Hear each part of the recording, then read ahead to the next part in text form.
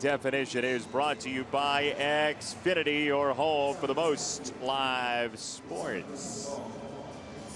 Jose Quintana scheduled to pitch for the Sox. He will lead them on the field very, very shortly. Quick hug for Avi Garcia, quick handshake. You know what we haven't done yet, Steve? We haven't come up with our own pregame handshake. We should probably do that at some point while we have time, say hypothetically in a 40-minute weather delay.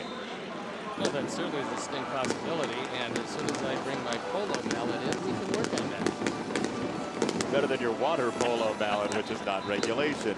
Quintana gets himself set, and he will face this Tigers lineup, which comes in overall 75 and 63. Ian Kinsler returns, the dangerous top of the card man who has 101 runs scored. Miguel Cabrera went 4 for 5 in the series opener. Then the two Martinez's, Upton, McCann, McGee, and Iglesias. That's your lineup for the Tigers today. Let's take a look at the defense and how Robin is going to line them up behind Jose Quintana. Melky Cabrera, Adam Eaton, and Avisail Garcia in the outfield. That's Todd Frazier, Tim Anderson, Tyler Saladino, and Jose Abreu in the infield. Omar Narvaez gets another start back-to-back. 2 starts in less than 24 hours for the youngster. And Jose Quintana looking for his 12th win. His ERA, 3.05, which is second in the American League. Opponent's batting average at .239, plus a wonderful walk-to-strikeout ratio. The umpires for the game this afternoon: Dan Bellino behind the plate, Phil Cousins at first, Adam Hammery is at second, and the crew chief Tom Hallion is at third. Interesting thing about the discussion we had about an MVP not having the best year, but having the best year for his team. A man came in the booth who's doing television for the Detroit Tigers. That was Kirk Gibson.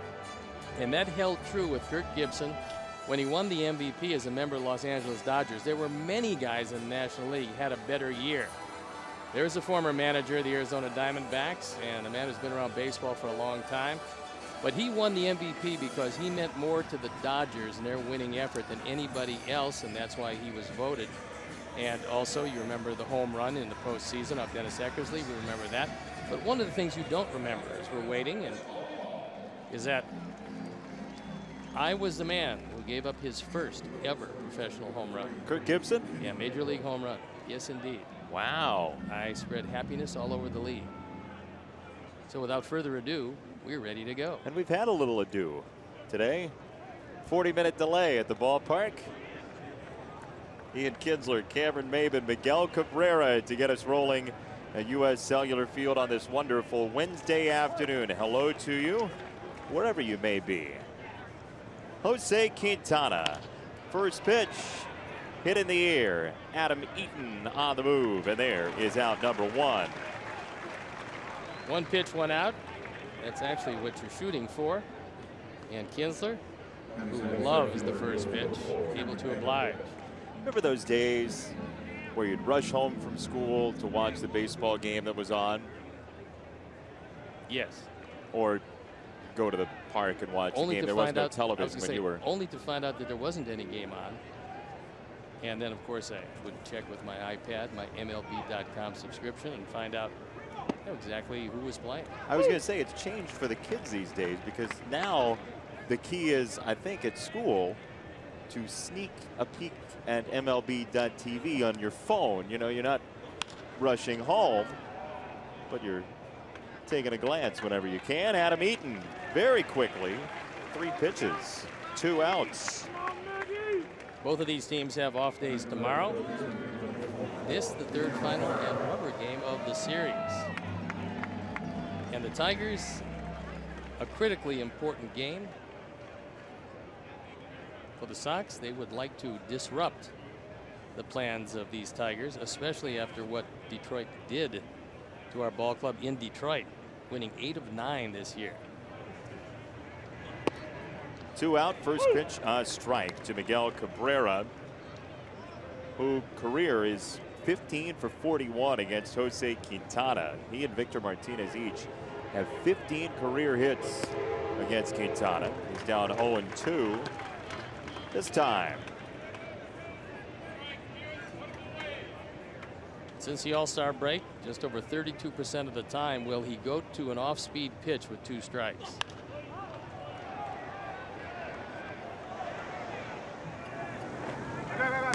Abreu for out number 3. No pitches out of the zone for Quintana, and a rapid fire top of the first. Anibal Sanchez summoned next.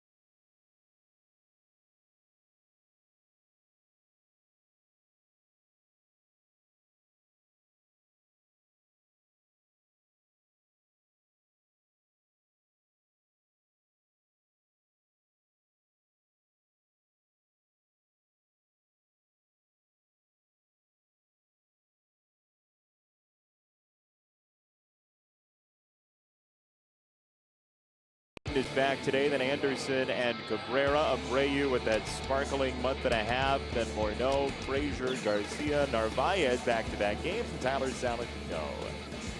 Let's take a look at the defense and how Brad Ausmus is going to put them out there. Very familiar.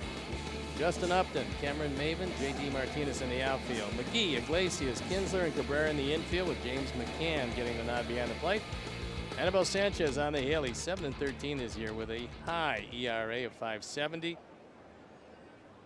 A whip of 1.46, which is not particularly good. That'll allow you to give up a whole lot of runs. And Sanchez can throw the long ball. He gives up a lot of home runs. 29 last year, 25 this year. You talked about the walks and hits per innings pitched. Since he's been really a full-fledged starter in anybody's rotation, that's not including 16 games with the Marlins in 2009. This is his highest walks and hits per innings pitched season in a long while. Well, there's no doubt he used to be consistently a top of the rotation starter. In fact, it was Detroit that won the battle. The Cubs actually made a big effort to bring Sanchez to their ball club. Eaton on the ground to Ian Kinsler, and there's the first out for the Sox today. And Sanchez, who has worked out of the bullpen this year, as well as this his 24th start. 25 home runs in 137 innings is a whopping total, especially in a ballpark as your home park, not necessarily known for home runs. One out for Tim Anderson, who was 1 for 3 with his 8th walk last night.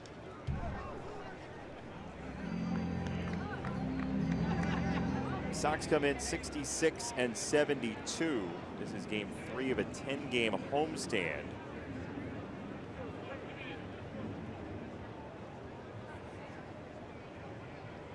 Tigers are used to day baseball. They caused some consternation earlier this year with a 1 o'clock start time. They were playing the Red Sox.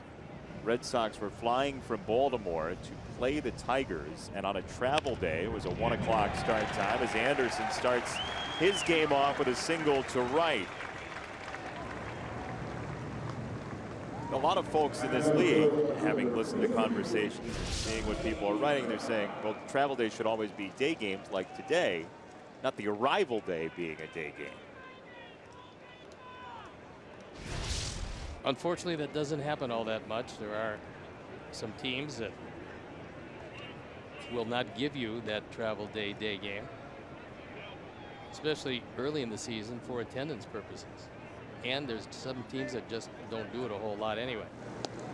Now, there's only been 2 balks on this entire Detroit pitching staff, and the man on the mound has both of them. Leading the team in balks is not a great thing, but it's only been 2 balks.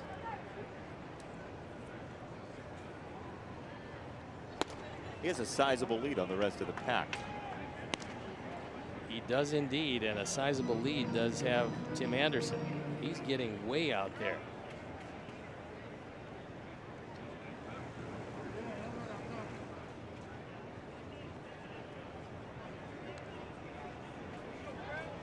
You were talking about it earlier today that you'd like to see Tim Anderson be a little more chancy on the base paths. Well, I'd like to see him start to concentrate on the keys that especially right-handers will give you, whether it's the back leg, the front leg, or the front shoulder. Every pitcher has a key. When he uses that particular key, he's going to come to home plate. And that's part of the technique. You can be very fast, but not have a good technique, and you're not going to be a great base stealer. And it's first step acceleration, and that time he did. Melky socks it to left center field up the alleyway, and here comes the speed of young Tim Anderson. He's around third, and he will score easily. It's an RBI double in the first inning, and it's 1-0.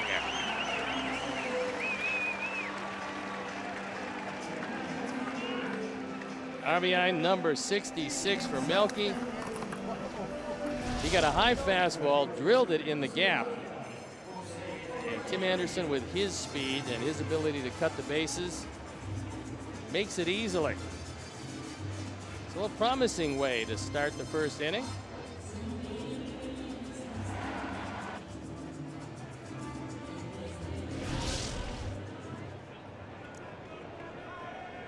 Team leading 34th double for Melky Cabrera. And now Abreu, who has rocked the baseball recently, takes a strike. So for Sanchez, one of the difficult things for him is limiting first time through the order some of your pitches, because he throws everything. Cutters, curveballs, sliders, straight changes, 2 different types of fastball. He's got them all. He's essentially that guy walking down the street with the harmonica in his mouth, the mallet for the drum. A one-man band. Yeah. But this year it hasn't worked out very well. His ERA knocking at the door of 6. And Abreu over the last 7, 412.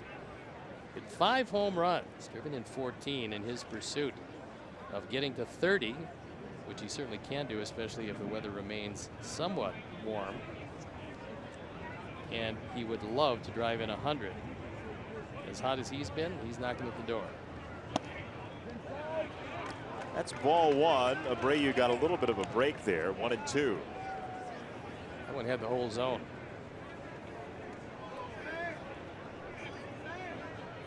Melky at second with an RBI double and a 1-0 lead on the board in this first inning of the rubber match.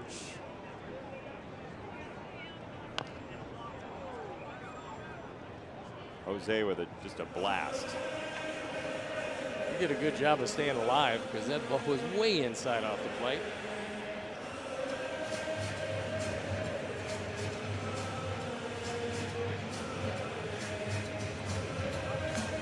His slugging percentage at the end of July was in the range of .415. It was exactly .413 on the last day of July. It's up 67 points in a month and a week.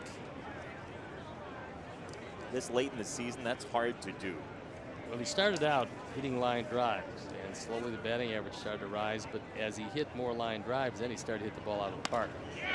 On the ground through the right side, Melky will hold at third at the behest of Joe McEwing, and now Abreu's caught up. Will Melky chance it from third? Here he comes toward the plate. They turn their attention toward him, throw home, and Melky is out. Abreu to second. There is absolutely a clinic in what not to do in base running. One, you know Melky's not going to run because this ball is hit too hard. So JD gets it back in, and then Cabrera, who is very smart, starts to run him down. Well, you're at third base already. You can't take off because you're not going to beat a run down. That means you take the man off third. Abreu goes to second. It was set up by that wide turn by Abreu. This was not one of the better efforts for the ball club that is going to have to learn how to run the bases a whole lot better, because they will play next year, as they have in this, a lot of very close games. Scored 9-3, 6-2. Jenny, we got your number. And that's a 3-1 out to retire the side. Sox get a run. Could have been more. 1-0 at the end of one.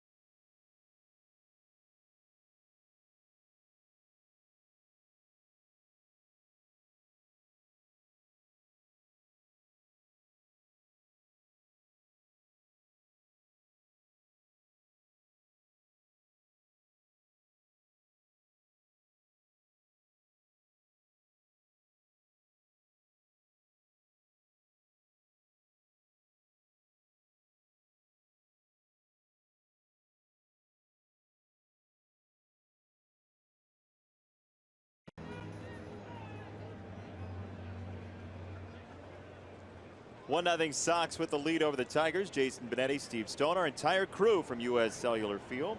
Thanks for stopping by as Victor Martinez approaches. And J.D. Martinez and Justin Upton as Quintana throws ball one to Victor. And you know about Victor Martinez's success against Chris Sale, but he's also been very good against Quintana in his career at 15 out of 36. The power has not been there, but the average is high. Ball and a strike.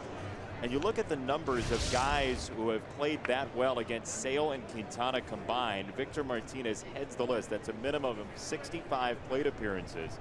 And you'd expect them to be in division, but those two back-to-back in this lineup for the Tigers have really damaged Sale and Quintana. What's really impressive about that list, not only can all of them hit, but the fact that Michael Brantley, a left-hander, is on that list. When you think about Sale and Quintana against left-hand hitters, you don't find too many that have any success whatsoever. That's what makes Michael Brantley's that much better.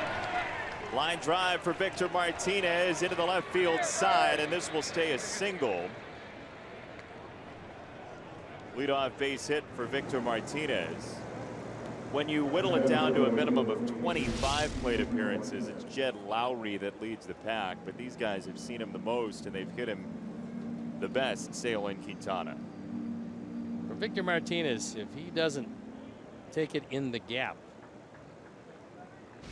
and it slowly hits the wall, he's not going to wind up at second base. He's had so many leg injuries over the last few years that there really is very little speed.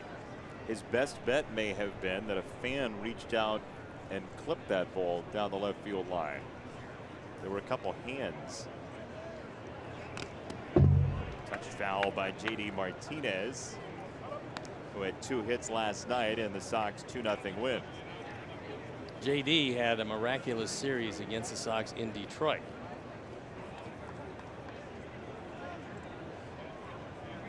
The first game of this series, he didn't fare very well, but he was back to the old JD in last night's game.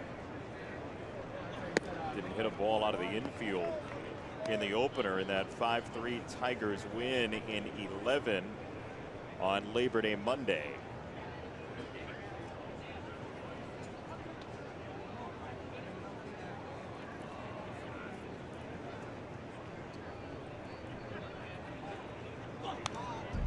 Fouled away again by Martinez. Jose got away with that one. That was a fastball that wasn't as high as he wanted it. Fortunately, Martinez fouled it straight back.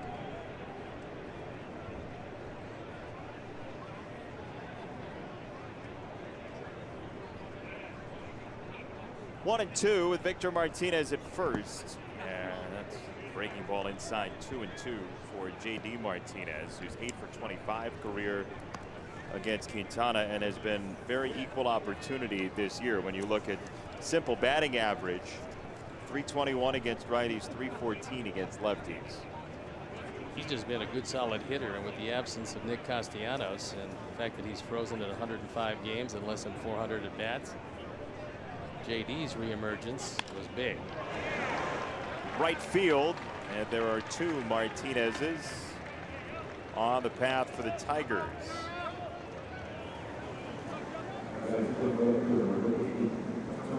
That ball's on the inside part of the plate, an inside out swing, dumped it into right field, so some problems here in the second.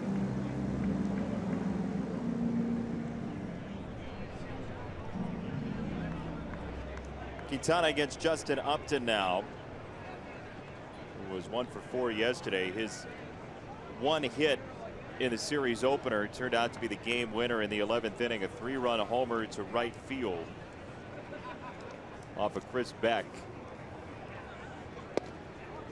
There's a strike.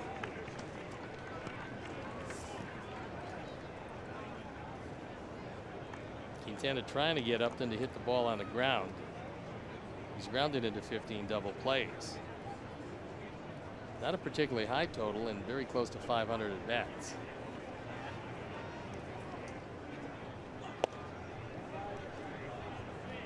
What we talked about earlier in the series, you sign a guy, you expect the numbers to pan out. They had not until recently, but the surge for Upton in the past couple of weeks, he's been one of the best run producers in baseball in the last 14 days.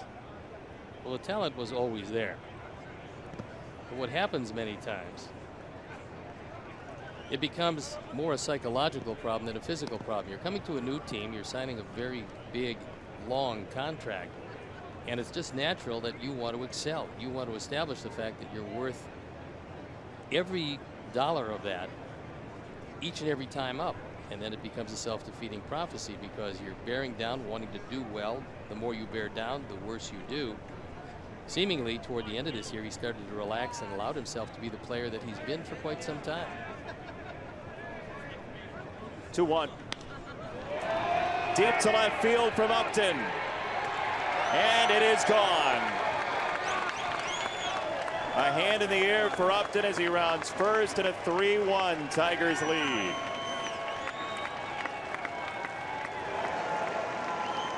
Jason told you how hot he's been.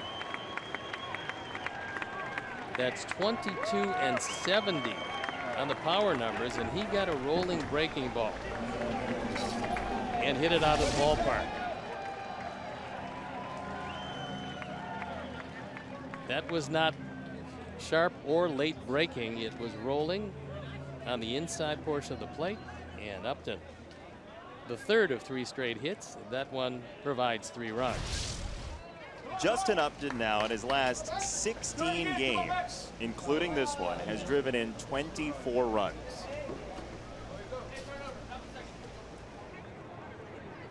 Here's McCann. The Tigers are an interesting matchup because they're 28th in Major League Baseball in fewest ground balls hit. Not only do they have power, but they get the ball in the air. And on a day like today, not saying that that was weather aided, but they can provide that home run potential that scares you. Well, look, they've got guys that are just flat out home run hitters, and home run hitters have uppercut swings. So they're going to hit more fly balls, and because they're so strong, a lot of those fly balls are going to leave the ballpark, as we saw there. 0-2 is high on McCann. One thing Quintana has not done much this year is give up the home run ball. No, keeping the ball in the ballpark is one of his strengths. That is the 19th home run he's given up, but that's in 180 innings. That's not bad. Again, you have to factor in the ballpark you play in. This has been a home run hitter's park since it was built. And as it gets warmer and as it gets more humid, the ball is going to jump, especially in a day game. Never more lively than it is in a day game. And that's how we find ourselves here this afternoon. 2 singles and a homer. It's 3-1 Tigers. Very close. 2-2. That call could have gone either way, and it went McCann's way. Don't really have an argument with that again, because nope, sometimes you get those and sometimes you don't. This time, Q didn't get it. Ripped to left, base hit. 4 straight have reached with hits for the Tigers in the second inning. And here comes Don Cooper out of the dugout. He's going to have a word with Jose Quintana. You don't really have to settle him down because he never gets overly excited. But he's probably going to tell him, and pitching coaches want to leave their pitcher with something positive. And so the key here is, okay, look, can't do anything about what's been done. Throw a ground ball, double play, and at least help yourself to start getting out of this inning. Charges Casey McGee coming up as the sun beats down on U.S. Cellular Field today. Good day for the Shades. Storms went rolling through around the area of the park, so we were in a delay prior to the game without rain. However, there was severe weather, lightning possible. And so about a 40-minute delay this afternoon. Last time out against Minnesota, Jose had just a very difficult day. 5 innings, 7 earned runs on 7 hits. That was his highest yearly total. Chopper, Anderson, momentum to the bag, and a double play as you asked for. 6-3 on it.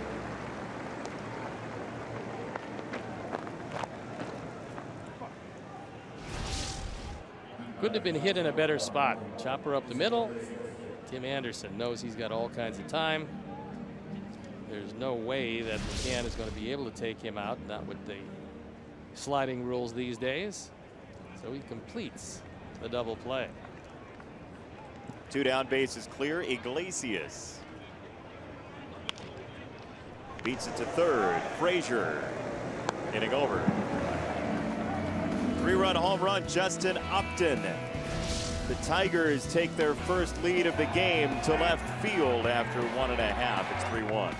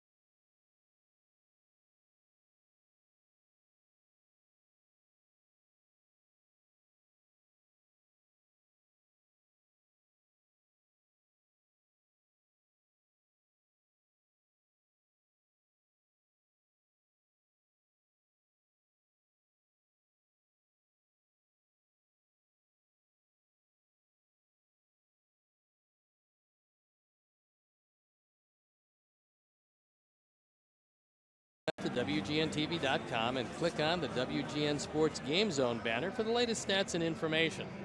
Sox Game Zone is powered by DOT Camera. DOT Camera, family owned for 125 years, handling all your photographic needs. DOT Camera, where the focus is on you guys. It's a good place to focus. Absolutely. Nice sunny day. Oh, yeah. Great day baseball weather. 90 degrees. A little hot. It's okay. Yeah. It's the way baseball should be played. In 90-degree heat? Yep. Lots of humidity. It's easy to pitch in that weather. Where are you from? I thought you were from Cleveland. I'm from the south. South of Cleveland? South Euclid, Ohio.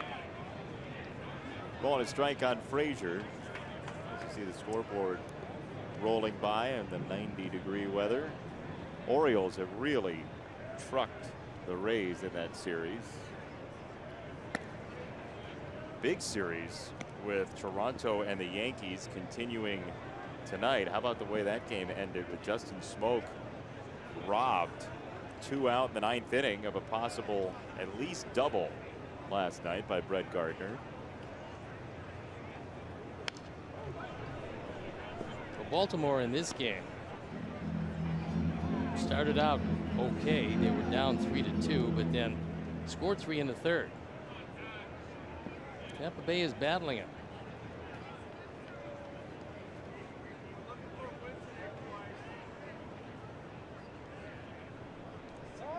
Two and two in time called.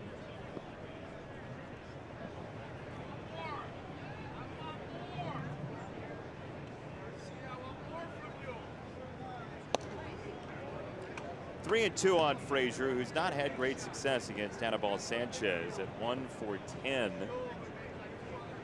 That looks really good, by the way. If we could get a vat of that up in the booth. Fresh lemonade. Strike 3, Sanchez punches out Frazier. First strikeout of our game today for either pitcher. And we'll tell you about our picks to click. You can vote online, WhiteSox.com/pick to click. Fans go Justin Morneau. The crew has Avi Garcia. Steve back to the old faithful Melky Cabrera. And I'm taking Omar Narvaez after a nice game for him yesterday. Well, I have to take him. I'm fading out of this as that young man has helped himself to a lemonade. Doesn't that look good? You drink lemonade or no? No, but I'll tell you what did sound great. I'll tell you what sounded great. When you told me what the lemonade was like in Ireland, where you made your last trip. That really sounded good. So just quick pro tip. The fly ball right field side. Martinez watches it. 5 foul. Pro tip, don't order lemonade when you're in Ireland. It's, let's say, frail. Not a lot of taste. It's like tonic water with a squirt of lemon in it. Much to my surprise. Or maybe it was just the one that I had. Maybe There will be a the spigot was proprietary recipe of that particular place. That ball is just clocked foul. 2 strikes on Garcia. If you have a recipe like that, you're going to want to share it with everyone else. That, well, not from Amsterdam. I connected in Amsterdam. Can we get that brought up here? Amsterdam not known for their lemonade? No, but known for their tulips. Oh. That's what I heard. You speak Dutch? 2 strikes up high. That would look great on the prize shelf. That big giant bucket of lemonade. We would clear all the other prizes off. Prize shelf very crowded today. 1-2. 2 balls, 2 strikes on Avi Garcia, the former Tiger. Sanchez tried to throw the high fastball by him, but that one too far out of the zone to be all that tantalizing. McGee is over toward the line at 3rd.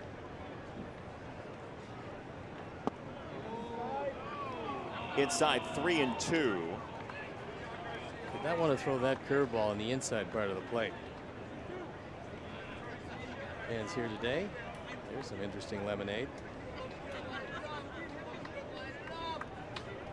Discolored.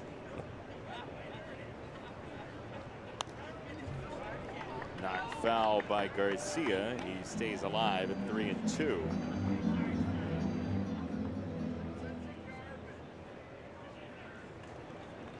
Playing Avi is a pull hitter in the infield, but as an opposite field hitter in the outfield, which happens more than you would think. They're expecting that if Sanchez leaves one of those breaking balls or throws a changeup over the inner portion, he's got a chance to go down the line at third.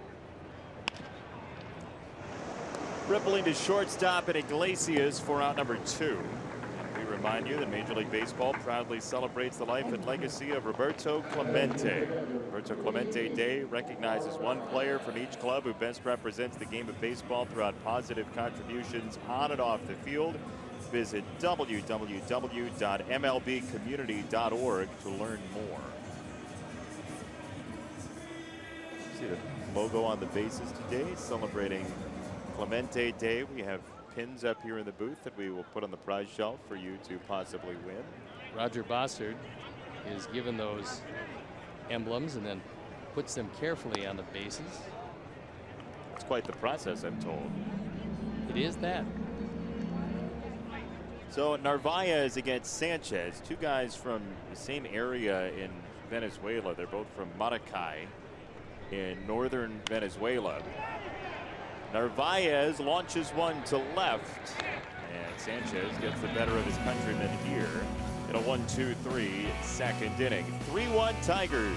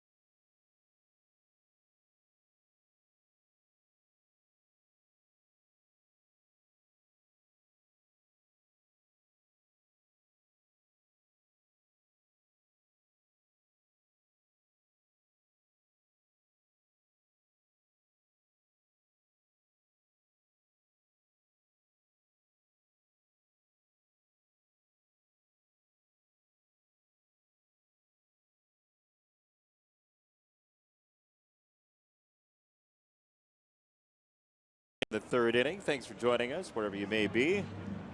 As Jose Quintana went 1-2-3 in the first, then the Tigers got him for a 3-run homer from Justin Upton, scoring Victor and J.D. Martinez. And here is Kinsler, who, even with his injury and missing a couple of games, is 7th in Major League Baseball in runs scored at 101. He also saw just one pitch the first time up, this time taking the first pitch. And it was a fastball. That was shaving off the inside corner. Yes, there is some fortune to runs scored. You don't have a whole lot of control on when that happens. However, you look at the guys leading the league in runs scored: Chris Bryant, Josh Donaldson, Mike Trout, Mookie Betts, George Springer, Nolan Arenado. Those are the guys in front of Kinsler. And the common bond is they get on base a lot. An audience spritz. In Houston, we're breaking down the fourth wall. In Houston, in the old ballpark, Colt 45 Stadium, that used to be mosquito spray. No way. 50 cents. That was absolutely way. A hose of mosquito spray? It was one of the things that you spray mosquitoes with. 50 cents. Sprayed you because the mosquitoes were the size of small Buicks. 3-1. That's in for a strike. 3-2. There have got to be complications that come with spraying a crowd of baseball fans with pesticides. True, but it was so much later down the road that you never know where it comes from. Shock therapy, $2. The blast foul left side. That's got to be the weirdest thing you've seen happen at a ballpark. Crowd. Yeah. One of the things, now that obviously is water to cool off the folks, because it's a heat index that's up there today.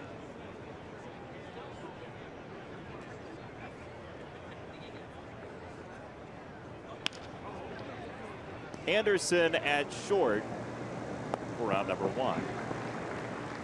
Join the White Sox this Friday, September 9th, for a night of music and dance as we celebrate the rich Southside Irish heritage.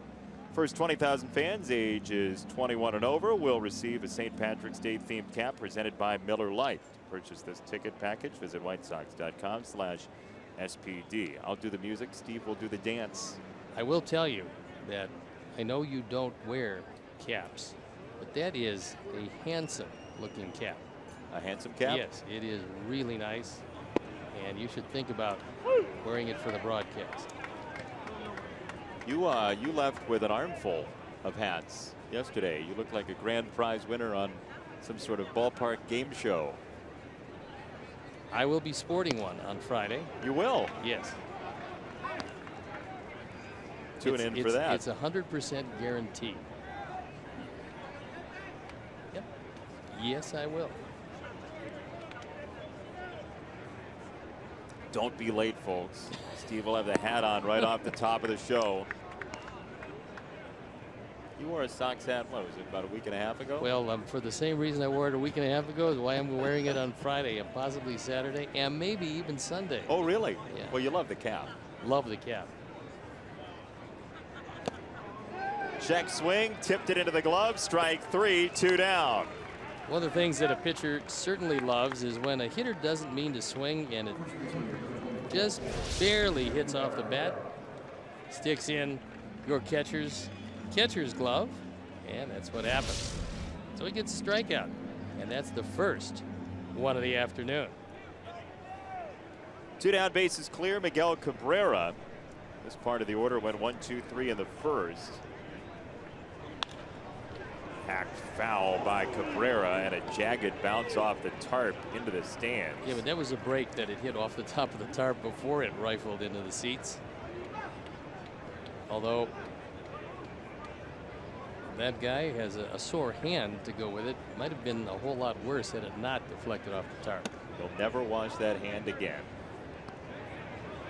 It might have been anyway, but you never know. Ball and a strike on Cabrera.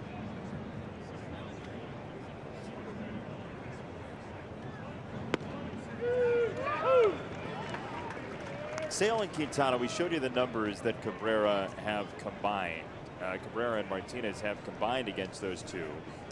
And they are different types of pitchers, so it's a little surprising that somebody would have great success against both of them back to back. Wouldn't you say? Not the guys you're talking about. Well, they're successful. I mean, yeah, these guys hit just about everybody. And coming into action today, Quintana was second in the league in earned run average, and Chris Sale was third.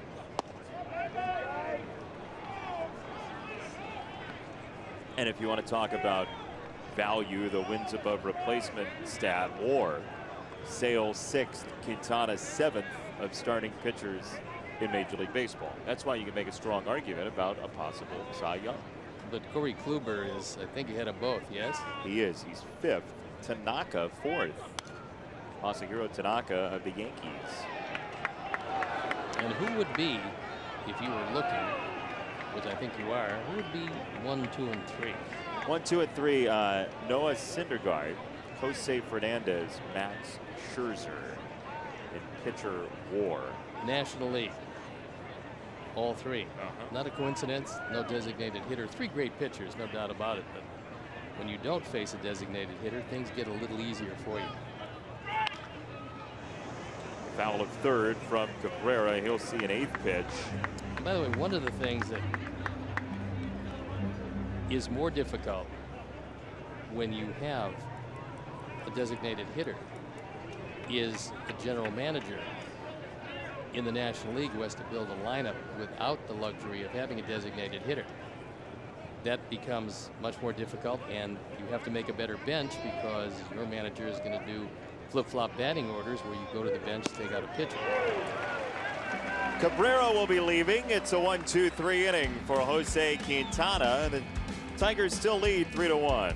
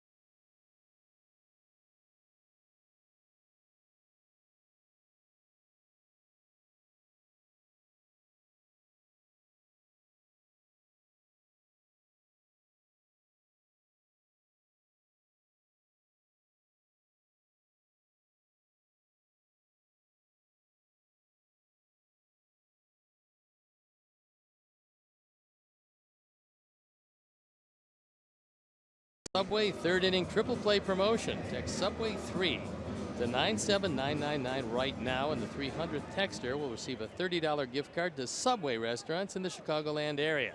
Subway, fresh is what we do. It is. I particularly care for their meatball sandwiches, by the way. That's my favorite as well. No How about way. that? You're Oh, just yeah. saying that because I brought it up. Little shredded cheese on it. Tasty. Very tasty. Yeah, very. Saladino takes a strike from Anibal Sanchez, who's been in the bullpen. He started for the Tigers with the injury to Jordan Zimmerman. You would expect, as Saladino serves it to right, and a leadoff single for the Sox here in the 3rd. You'd expect when Zimmerman comes back, Sanchez might be the guy that would leave the rotation. That's a possibility. Also, depending on the amount of innings that those 3 kids have, they might want to sequentially make sure they're cutting back the innings. But I agree with you. You've got to throw Zimmerman. He's a wonderful competitor, and when healthy, he's one of the better pitchers around. He's another one of the guys they gave a very, very lucrative long-term deal to. A Wisconsin guy. Janesville, Wisconsin. I believe the contract was over $100 million. He's had all kinds of injuries this year. Lots of neck problems. Groin issue too, a lat strain last time. Yep. And a minor league outing on Monday, and likely to come back in the rotation this weekend against the Orioles in a huge series. Yeah, those were the two cornerstone signings, Zimmerman and Upton, for the Tigers. And his April, I mean, it was Zimmerman and Sale in April for the AL Pitcher of the Month. Zimmerman, one of the key figures on those very good Washington teams.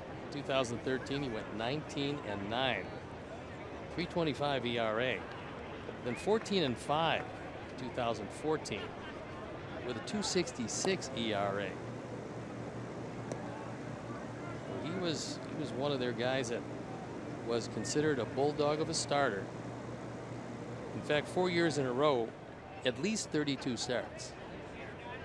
Strasburg, Zimmerman, Gio Gonzalez. And then they picked up Scherzer. Pretty strong. In fact, Strasburg is back. Today. Yep. And for them, they're going to win their division. They just have to have a healthy Strasburg, because at the top, Scherzer and Strasburg, doesn't matter. They can beat anybody. 2-1 for Eaton. Saladino at first. That's outside. 3-1 to Adam, who's got 2 career home runs against Sanchez. That's one of 4 guys he's homered twice off of in his career. The others being Chris Young, Roberto Osuna, and Kyle Hendricks.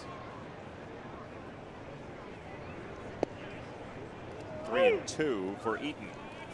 Kyle Hendricks, by the way, having an enchanted year. His ERA 2.07, leading the National League in earned run average, and he is, perhaps somewhat surprisingly, but not when you look at the numbers, he's a bona fide candidate for the Cy Young Award. He's had a great year.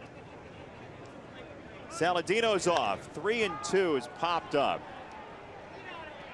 McGee from third has no play. Top of the dugout, bouncing ball. Tyler got a good jump, and now he's got to be careful, because if McCann saw how good that jump was, he's going to probably give the sign to go to first base with Sanchez's best move. How often does that sign come from behind home plate? How often does the pitcher decide to do it on his own? Well, a pitcher will do it if he sees that the guy is getting a little bit bigger lead. But many times he's not thinking about that as much as the catcher will be if the catcher gets a sign from the dugout to do it. Saladino's off again, and this throw will not matter.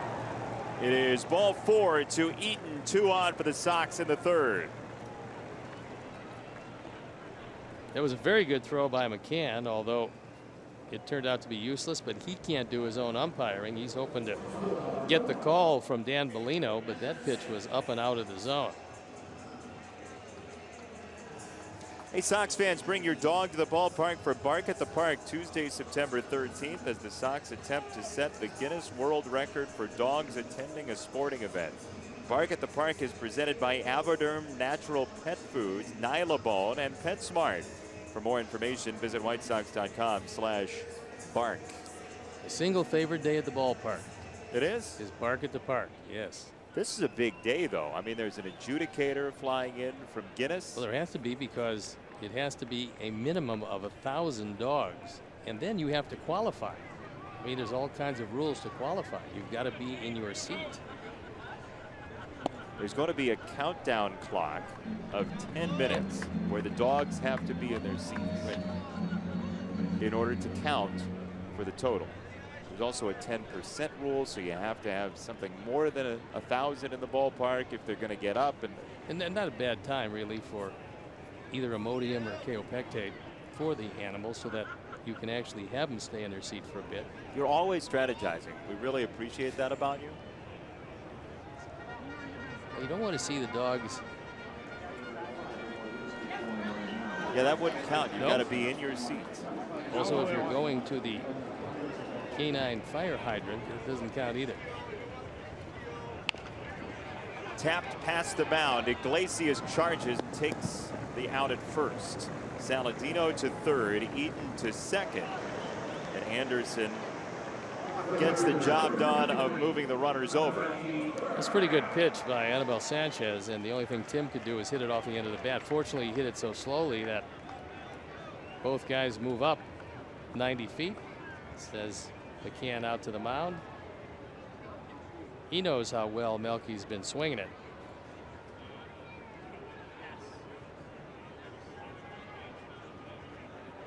Well, pick your poison here. Abreu behind has had a marvelous 6 weeks or so.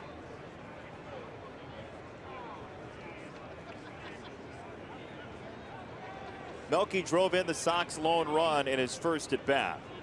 Ed Osmus is going to concede the run. The middle infield is back. Strike one. Big rip.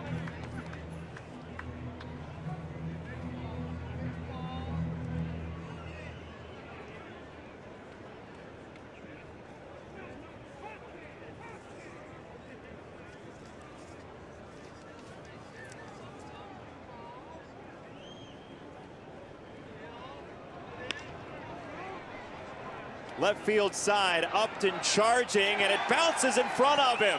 Melky drives in another. It's 3-2. In this series specifically, Justin Upton has played as deep a left field as we've seen, and our monster replay is a little floater to left.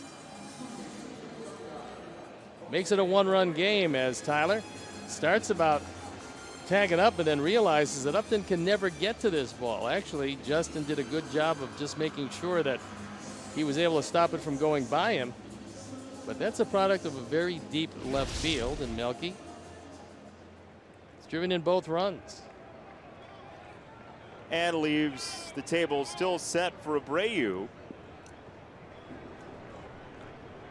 who singled in the first, then rounded first base and started a rundown that led to Melky Cabrera being tagged out at the plate.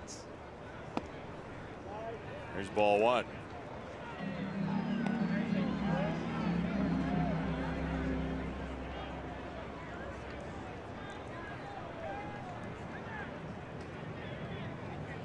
Abreu 10 for 18 career against Sanchez, and yes, it's a small sample size, but that is ownership. But it's a good sample size.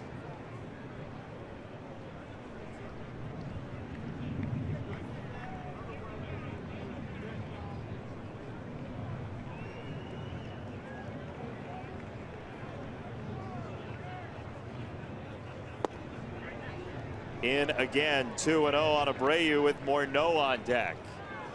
Sanchez finding himself control-wise here.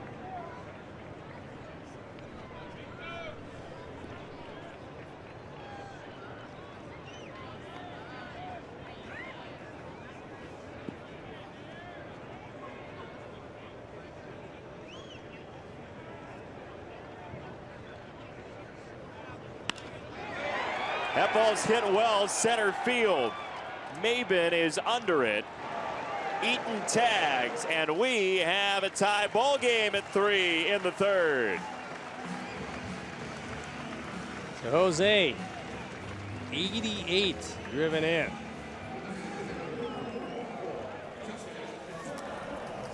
He got one to his liking. It was about thigh high out over the plate, and he successfully hit a fly ball, his 9th sacrifice fly of the year, leading the team by a wide margin.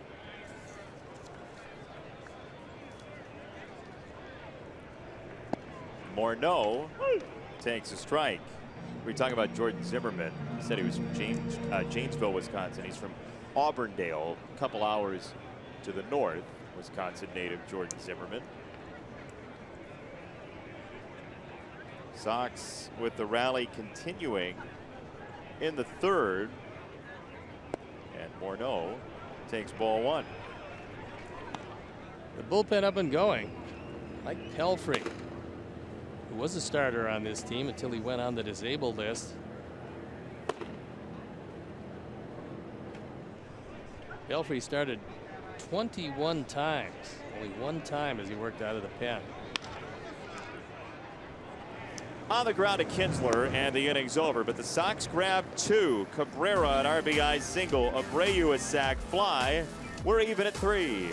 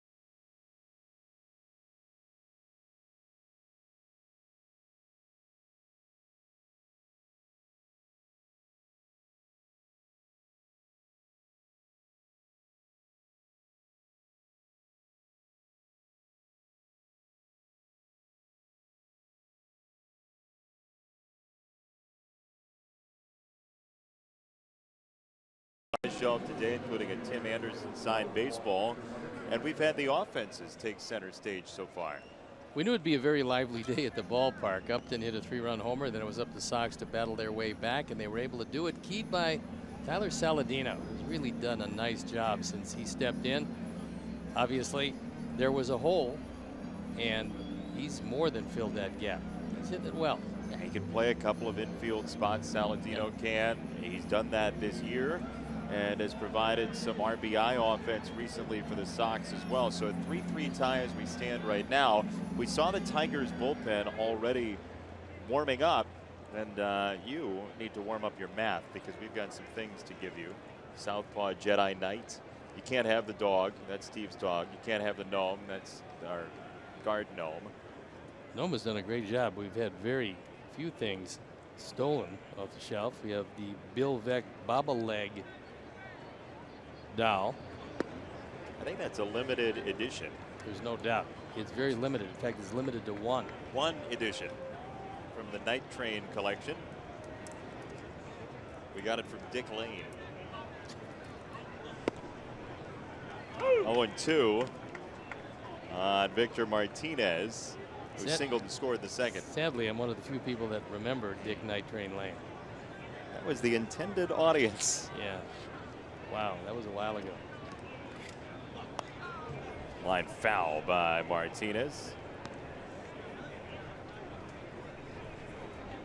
No problems at all in the first. No problems at all in the third. The irony of both is that it was first, second, and third hitter in both the first and third, but big problems in the second. 4 straight hits. First, second, and third hitter in both the first and the third, but in the second it was the first. That led to 3. It was Martinez and Martinez. Well, he was the first hitter, but he was the 4th guy in the lineup in the second. Yes. It's 1 + 2 + 1 + 1. Ball and 2 strikes on Martinez. 37-year-old designated hitter Victor Martinez, who's been banged up at points this year. Didn't see him for an entire series earlier this season, a couple of months ago in this ballpark. And has been up to his old tricks at other junctures this season. It's fouled back toward us and short of the booth.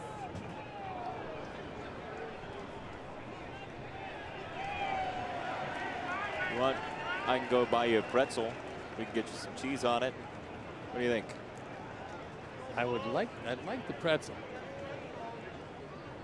Gluten is my life. You know, that's a bad beat for the Sox staffers who are sitting in front of the machine that ended up on television, who are sneaking a quick lunch. Ground ball off the bag, third base side. Martinez testing the line again. He's going to go for 2.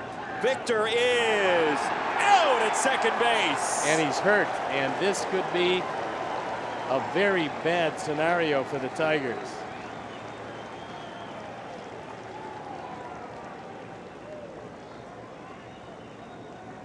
Terrific throw by Melky Cabrera as that ball hit off the bag, and then Victor thought he could stretch it into a double in this tie game, but you run on Melky at your peril. This is a breaking ball away. Might have been caught by Frazier had it not hit the bag, but when it did, bounds over his head into left field, and then Melky takes over. We told you that Victor has a hard time running. The good part for the Tigers is he's walking off without a great deal of difficulty. Very good play by Tyler Saladino. The question being, is the foot in before the tag? No, he got him, I think. He did get him.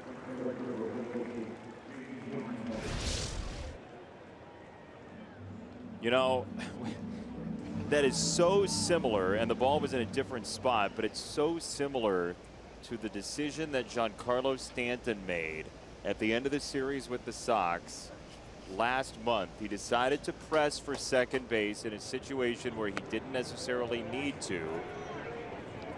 He injured himself, and it looked like he was going to be done for the year. He's back now. Yeah, that, you know, the question is, for the Miami Ball Club, is he back too late? That team still offensively has been a good team, not close.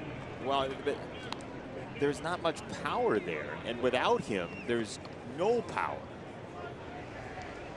And Victor's still getting looked at. Ichiro, though, by the way, did you see yesterday? Pinch home run. Had yes. his first ever pinch hit home run. When you play every day, you don't get a chance to pinch hit that much. Popped up second base side, Saladino. For out number 2. Here's your Sox math question for today. Hashtag Sox math. First correct answer wins a prize off the prize shelf. Number of games left in this homestand, not including today's game. Add the number of double plays last night. Subtract the number of Sox minor league affiliates still playing in the regular season right now. And then multiply the number of letters in the name of the animal that serves as the mascot for Zach Birdie's high school. By the way, is that number of double plays for both teams combined? Last night? Just to clarify. Thank you for the clarification. You're going to get paid extra from the Sox math question department in your next paycheck. Will I get a pick off the shelf? No, we pay in hot pretzels. Strike 1 to Upton from Quintana. That's inside, ball and a strike. That Miami Ball Club actually second in the National League in batting average, which usually doesn't tell the whole tale because runs scored, they're behind a whole lot of teams in runs scored. The batting average times doesn't count all that much. In fact, runs scored, they've scored 569 runs. Colorado in front of them at 740. Arizona ahead of them. The Cubs ahead of them. St. Louis ahead of them. A lot of teams are Those ahead of Pittsburgh, Washington, and most teams down to Atlanta with over 600 runs scored. So they need their run producer. Called strike 3. Quintana winds his way out of early trouble in this 4th inning. We're tied at 3.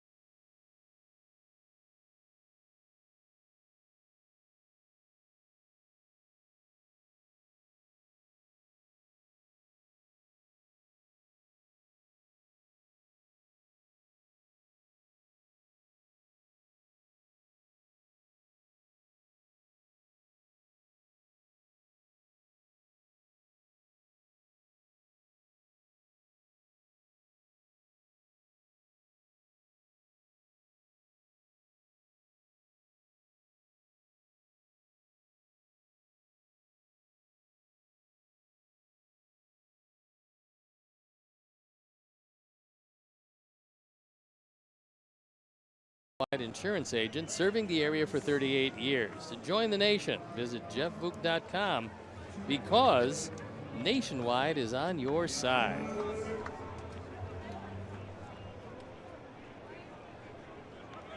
B. Frazier, Garcia, and Narvaez, if anybody gets on.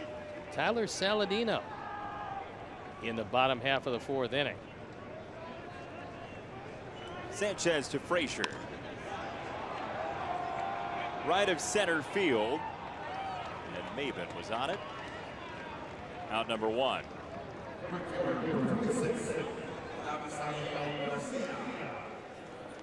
Here's Avi, who is 0 for 1 with a ground out to short. By the way, early baseball today with the Mets once again leading the Cincinnati Reds. This would be the 14th straight win for the Mets over the Reds. Pretty remarkable win for the Mets, who usually have a hard time scoring runs. They pounded out 13 hits today. That's in Cincinnati, which is also a very lively ballpark. Not when the Reds are hitting. Well, the Reds have 12 hits. They just haven't scored too much. Well, more this season. No, it's been a tough time for the Reds. However, they do have some very good young pitchers coming. Saw an interesting story the other day about Joey Votto, who, you talk about the technological revolution.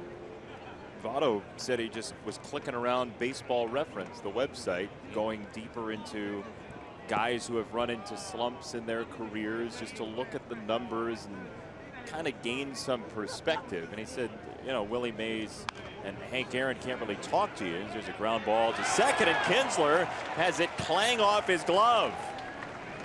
That took a bad hop because it was hit off the end of the bat. But they're going to charge him E4 anyway. We'll watch it again. There's a lot of spin on the ball. You can pretty much see it there. And as it comes up, it does take that high hop. And Kinsler, just back from missing a couple of days, back just in time to get charged with just his 7th error of the year. So it's been in 134 ball games. That's pretty solid defense. That leaves Garcia on. Narvaez the hitter with 1 out in the Sox 4th.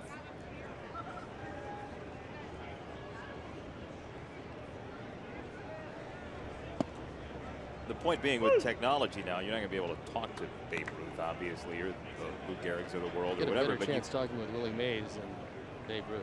Yeah, you can gain some perspective from looking at the depth of the knowledge, the baseball almanac that essentially exists on the internet nowadays. I think Willie went over 34. I believe it started his career.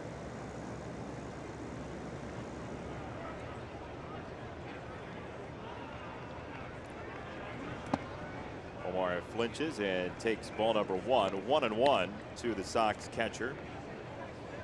Man, you're talking about Joey Votto having his usual very strong year. He's hitting .310 on a ball club that has struggled mightily. 57 and 80 coming in. Only 31 and a half back of the Cubs.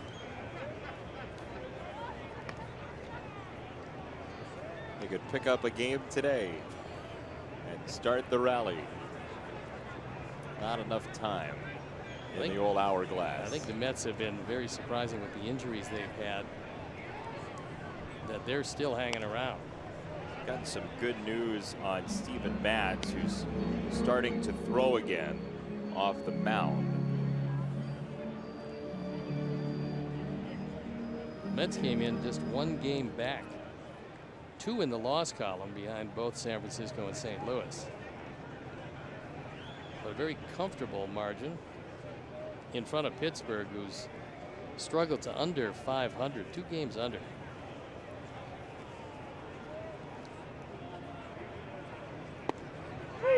That's called strike 3 on Narvaez, just his 9th strikeout here in the majors. And 2 down. Here's your Sox math answer for today.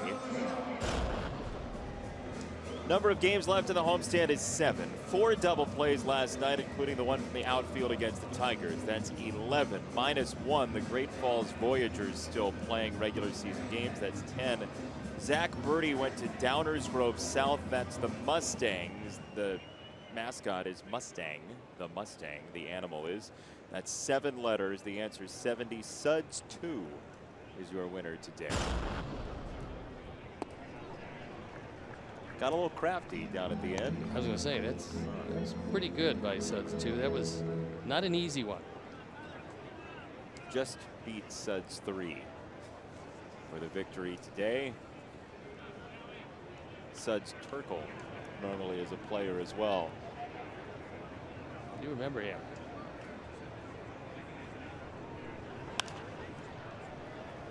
Fouled away by Saladino. 2 strikes. Tyler led off the 2-run third. Then you factor in a walk. RBI base hit by Melky, a sacrifice fly by Jose Abreu, giving him now 88. 12 away from triple digits as we look at Cotton Candy. I especially like the blue Cotton Candy. 0-2, runners off. Throw from the knees is errant. And Avi Garcia swipes a base. Sanchez paid no attention to him whatsoever. And he just took off. He's seeing, he's not looking at him, so he gets a 3-step jump. He looks back to see if there's contact. And slides in under a high throw. 4 out of 7 for Avi now. Sanchez to Saladino on 1-2. Half swing grounder, foul. I like the play by Avi because he was taking a close look at Anibal Sanchez and realizing that if you're going to pay no attention, it's a good risk to take, especially when you can get that many steps before he releases the ball.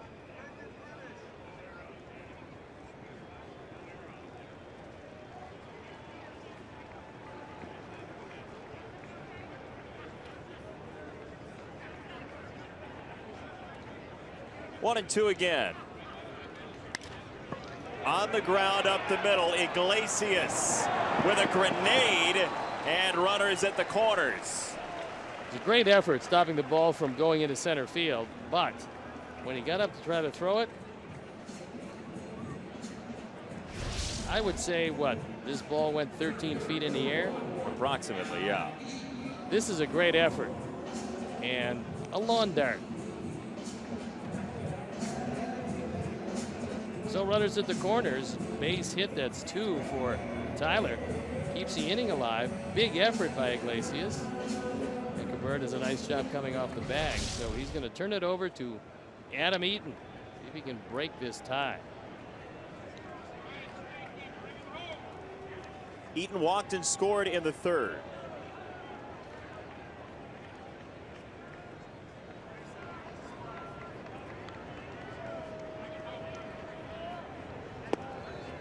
He takes strike one.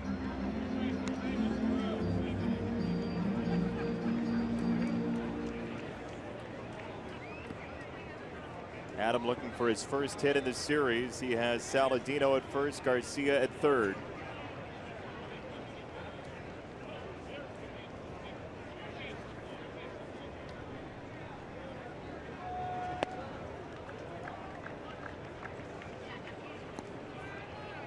Anderson would be next as the Sox trailed in this game 3-1 after 2. But they woke up the offense with 2 in the third.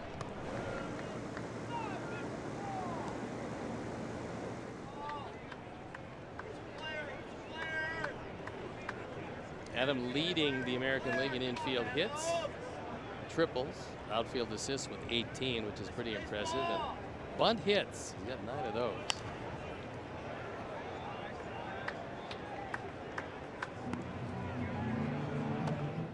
For the second time, Mike Pelfrey throwing in the pen.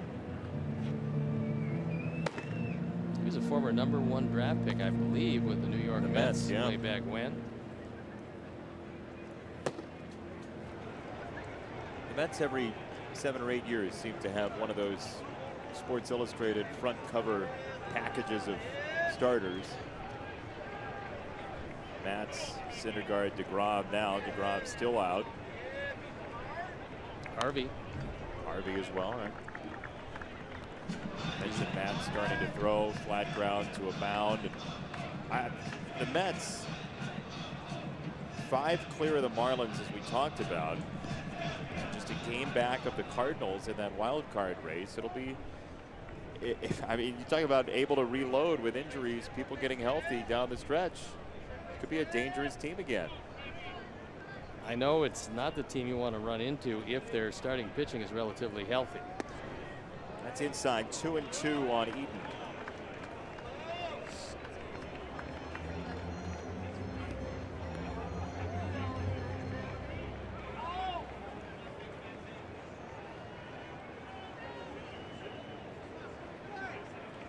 Error single, Garcia with a stolen base in the middle of it. He's at third, Saladino at first. 2-2. He got him.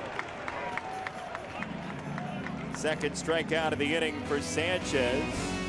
Torpedoes the Sox 3-3 after 4.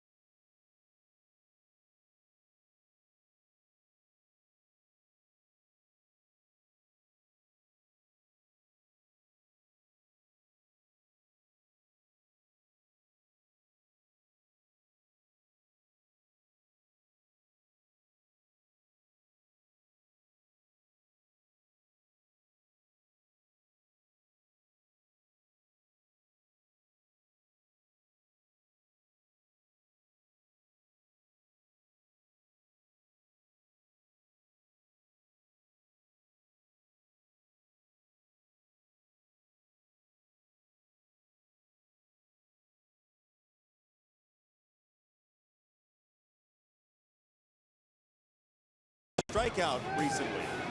And usually he gets it on high fastballs. So if he can get it up and out of the zone and get ahead of you, he's usually in pretty good shape. And he and his teammate Chris Sale, most consecutive seasons with 150 or more strikeouts each. They've tied with Jerry Kuzman and John Matlack, and Cole Hamels and Cliff Lee, Al Downing and Whitey Ford, and the who can forget Eddie Plank and Rube Waddell. 03 to 05. I mean, sometimes it's difficult to understand exactly what you're watching in perspective over the course of a baseball season and careers. And Quintana and Sale, as 2 top lefties in a rotation, are extremely rare. And factor in Carlos Rodon, who, when he takes the next step, could fit right in with those guys, because he certainly has as good a stuff as most of the left-handers in baseball.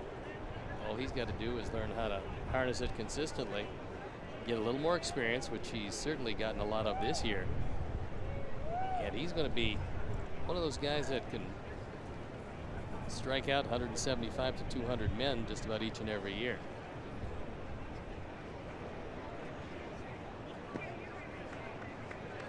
One and one on McCann. What do you think it was with Carlos earlier in the year? What has changed over the course of his season?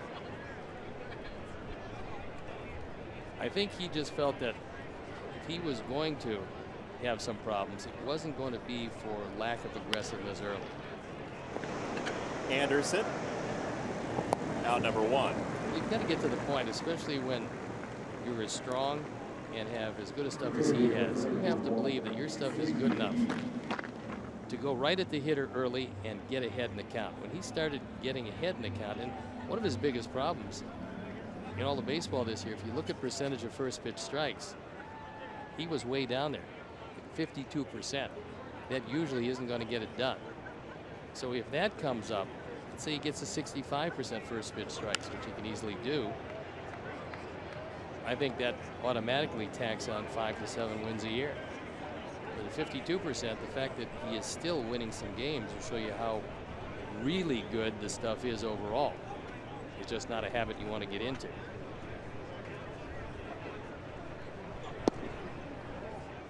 That's low.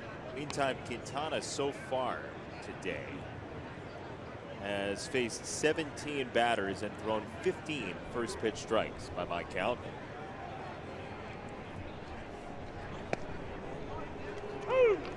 But for those 4 straight hits in the second inning and 1 rolling curveball to one of their hottest hitters in Justin Upton, a completely different ball game. But he gave up the 3, and now he's right back in the thick of the battle. 1-2 on McGee, former Marlin among others, who spent some time in AAA this year.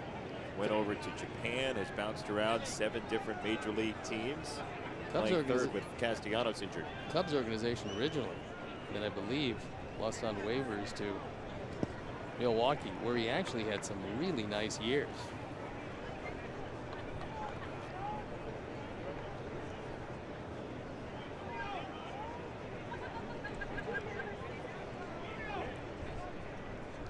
Two and two from Quintana to McGee.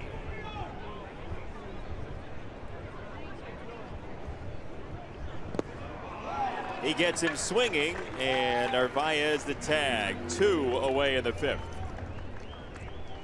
4th strikeout.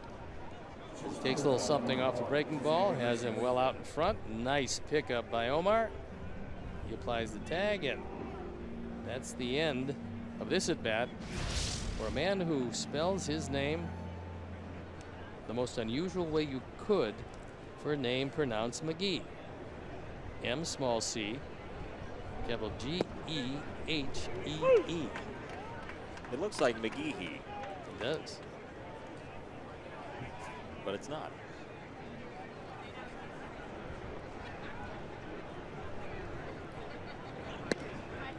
Off the plate, 1-1 on Iglesias, who's just 1 for 10 in the series.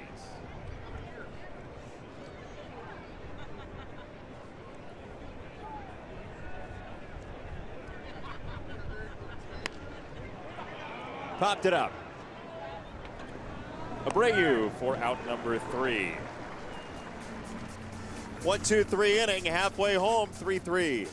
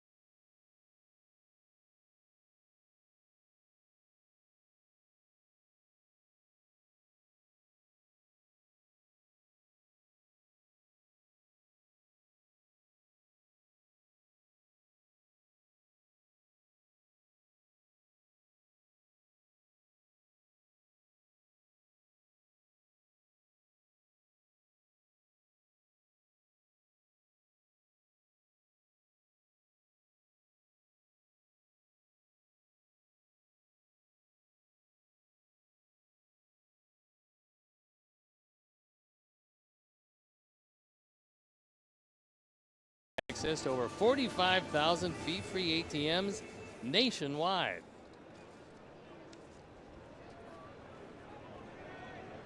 Tie game 3-3. Tim Anderson. And the Sox batting in the 5th. Anibal Sanchez, who was in quite the quagmire earlier to the tune of the bullpen warming up, has found his way through 4. He did allow a single and a run to Anderson in the 1st on a Melky Cabrera RBI double. He's only used 67 pitches. However, I don't think Brad Ausmus is going to be all that patient with him. Any sign of trouble, I would assume that Pelfrey is ready to go at this point. There's a strike, 2-1 on Anderson. Tigers come in 75-63. 4.5 back of Cleveland divisionally and right in the thick of the wild card chase despite a loss last night. And with the game number waning, every game matters. Clearly, every game matters. But as you move down the stretch, the games that you look at the standings and you say we should win this game, you want to win as many of those as humanly possible. Especially with a series against Baltimore coming up, a pivotal wild card series for the Tigers. Drag to third. Anderson to McGee, who frantically gets it over there for out number 1.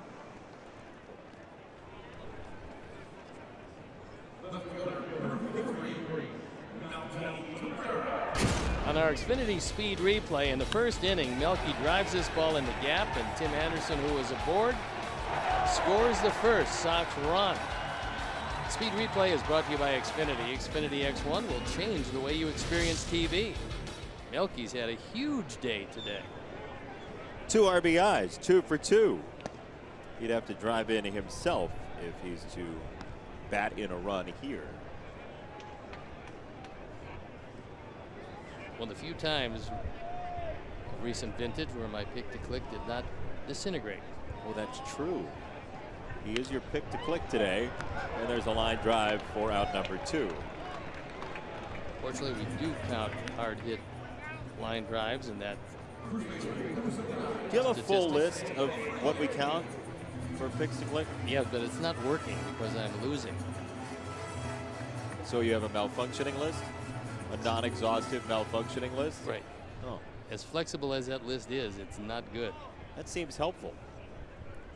You would think, but no. 2 out, Abreu. Soft strike 1.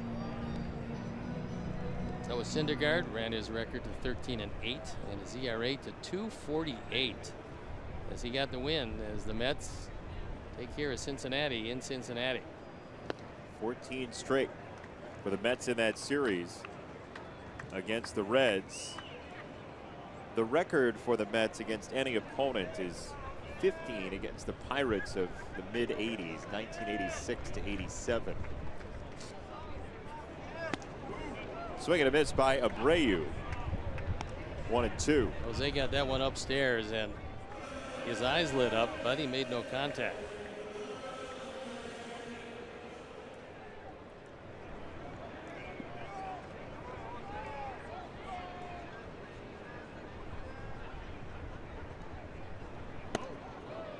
Up and in, he nearly walked into it trying to get away from it. Well, we had a delay of about 40 minutes to start the game because of severe weather in the area, and that has certainly shoved off on this Wednesday afternoon. There was a threat of rain delay. An area drop fell. Ripped up the middle into center by Abreu, who's now 2 for 2 with an RBI. He's 4 for 9 in this series with a home run. Hey, Sox fans, join us as the White Sox take on the Cleveland Indians Thursday, September 15th at 1:10 p.m. First 10,000 fans get a free Jose Abreu t-shirt presented by the Village of Bedford Park. Bring your business home to Bedford Park and win big. Purchase your tickets today at whitesox.com or call 866 Sox game. Justin Morneau, who's grounded out twice. Looks like Pelfrey throwing again. We may see the Sox bats and Mike Pelfrey today. I would assume, this being the third time he's up, that he would get fair to partly exhausted. Left field, Upton can't get there. Second one dropped in front of him today. Neither his fault. 2 on, 2 out. Looks like Bruce Rondon rather than Pelfrey, as this ball sliced in front. Would you like a travel mug? I would love one. I got to tell you something. On September 10th, you can't beat the travel mug. And you can't beat this little looper off the end of the bat dropping in front of Upton in left field.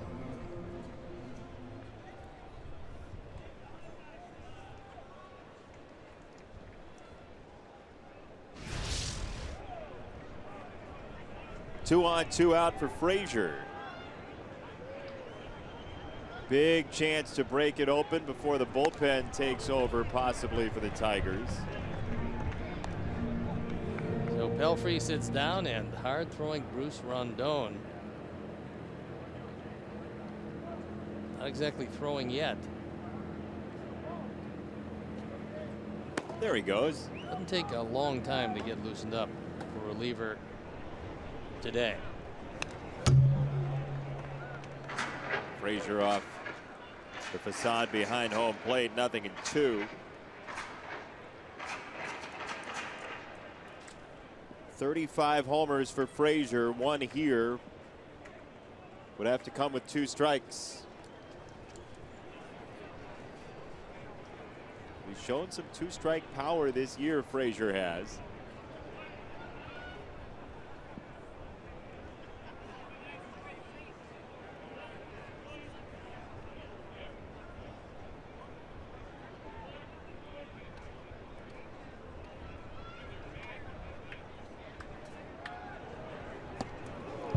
Off the glove of McCann to the backstop. Runners move up a base each. Abreu to third, Morneau to second. Now we'll see if that's a pass ball or a wild pitch. It does go as a pass ball. McCann wanted it upstairs. He got it upstairs, just missed it. Now a base hit would look awfully good.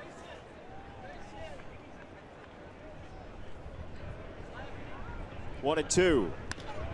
On the ground, third base side. McGee snares it to retire the side. 2 stranded for the Sox, 6 for the ball game.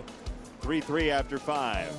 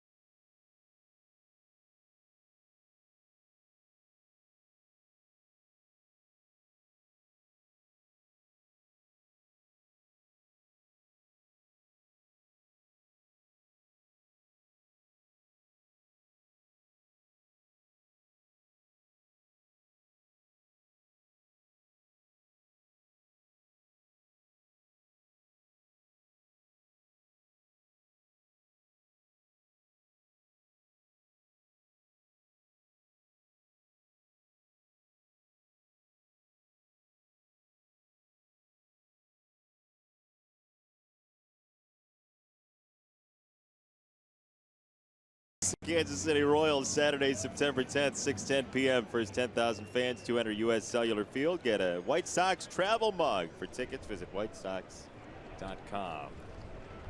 If we didn't convince you subliminally earlier that you want a travel mug, you definitely want one now. Absolutely. That's a great Christmas gift. Good for the eggnog, for the hot for anything, soup. especially when you don't want to spend that much on a gift. Do you often travel with hot soup? Often, yes. You see Steve in the Phoenix airport cuddling up to a big thermos full of tomato soup. Line drive left field, Kinsler with a leadoff single. That time he got a high breaking ball up in his eyes and whacked it into left field. So here's Cameron Maybin, who's 0 for 2 with a fly out to center and a strikeout against Quintana so far today. One of the biggest stories around baseball we saw on the last trip. It's Brian Dozier of the Twins. He had 13 home runs in August. He's trying to better that in September. It's been a remarkable run for him. Nearing 40 homers. I mean, he just keeps hitting the ball out of the park. He had 3 home runs a couple of days ago.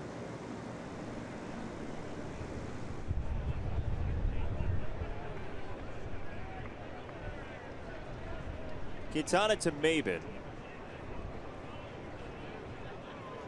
who grew up in Asheville, North Carolina. He was actually a bat boy for the local minor league team there, the Asheville Tourists.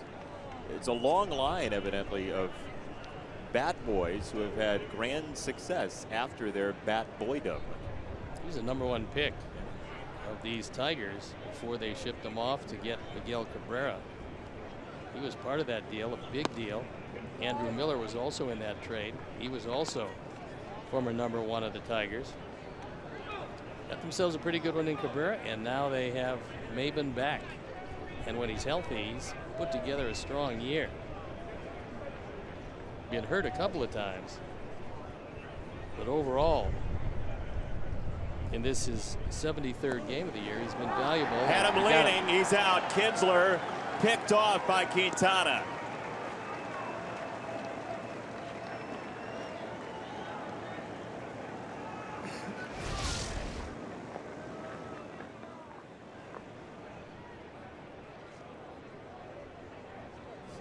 He tagged him on the hip. I gotta see if they're gonna take another look at it. Looked to me like a very good chance the hand was on the bag, but bear in mind the call on the field is out. We'll see if they want to take a look at it. That's Rich Doobie. He's a pitching coach, and yeah, this is they a are challenge. going to take a look. And there's no reason not to. You've got one challenge that you have to use before the 7th inning, before the crew chief challenge. You can just suggest, and Well, so this is a no lose. Right, leadoff base hit, big call right here.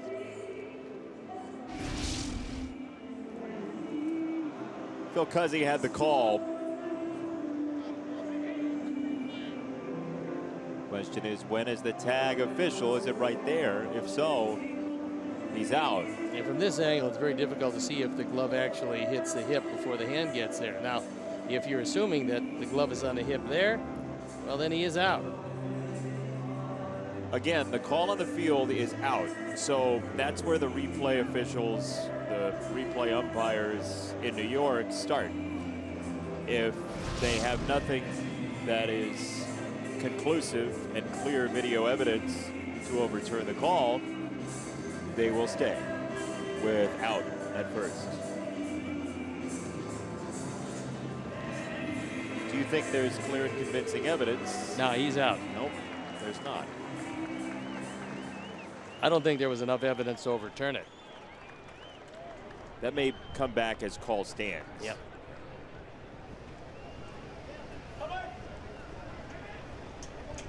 But still a very good move, and Kinsler was leaning towards second.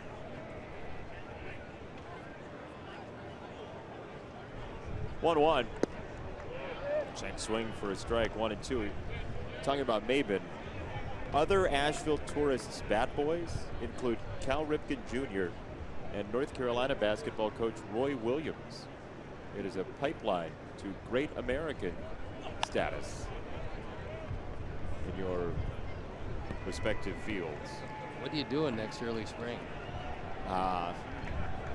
You know, I was thinking about maybe going to Western North Carolina and lugging some equipment around.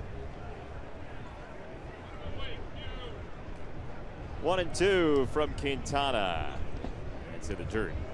Getting to the point where the shadows are starting to creep across home plate, which means it's going to get much more difficult visibility-wise.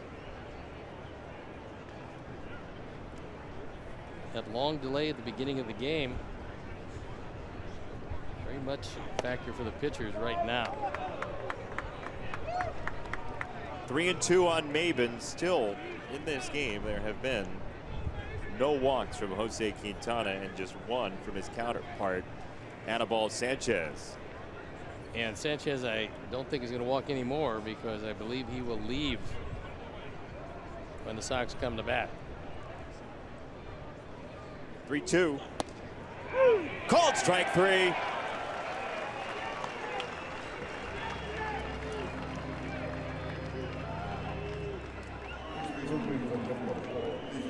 Time now for America's fastest growing sensation. It is sweeping the nation and other continents. It's Sticks and Stone. How'd you do against Steve Kemp? He did very well against me. Oh, you don't like him? No, another left-hand hitter. You can tell by the scowl on his face that he just murdered me. I would think, anyway. Why would he be scowling if he hit you well? Well, because other people got him out. Oh. Just not me. So he was frustrated when he walked up to the plate against you, and then he was beaming afterward. Too many left-hand hitters in the league at that point. Seemed to be an inordinate amount of left-hand hitters when you were playing. 1-1 on Cabrera from Quintana. Tigers seem to accumulate guys that I always had trouble with.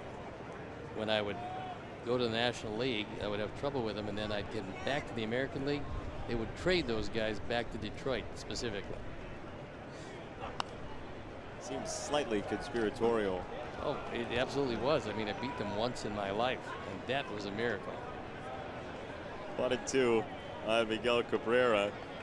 85 pitches deep for Quintana today. He's handled Cabrera well to this point.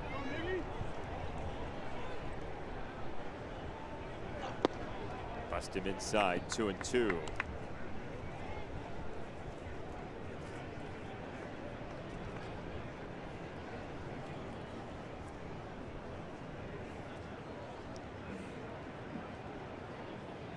Two and two from Quintana. Cabrera bluffs. 3-2. That pitch close, but it was down and out of the zone. There's Victor Martinez, and always a good idea to split those two up. Well, the best thing that happened to the Tigers today is that Victor Martinez, after that leg problem at second, is back and playing. Real bad in this sixth inning with 2 out and a runner on.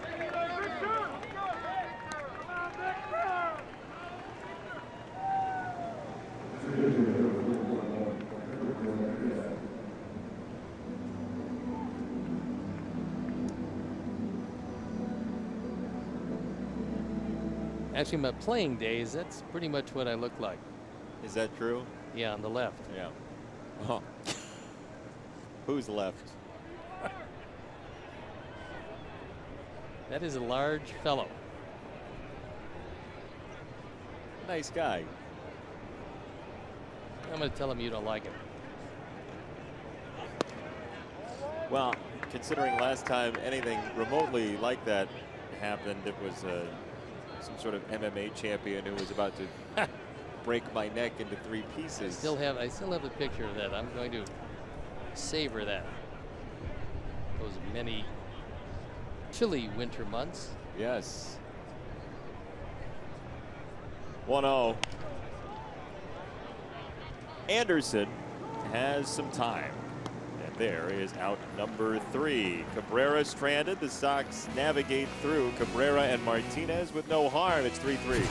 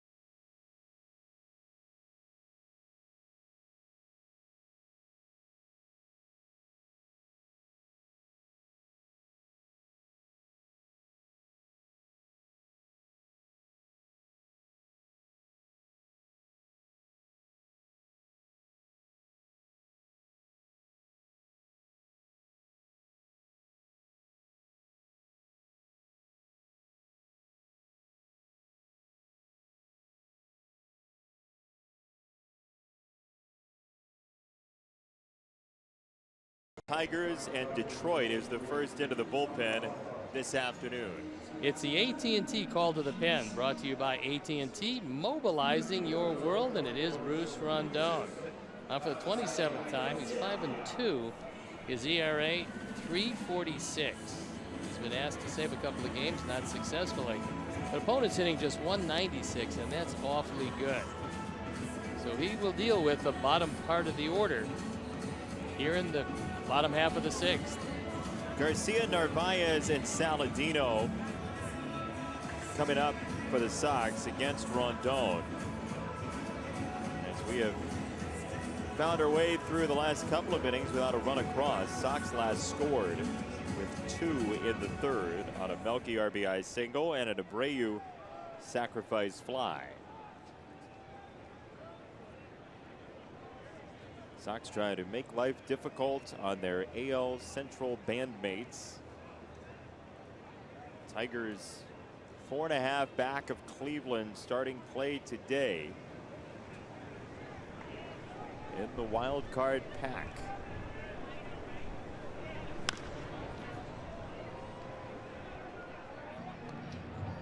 Here's your sticks and stone answer for today. Steve Kemp, you thought, demolished you and ruined your life.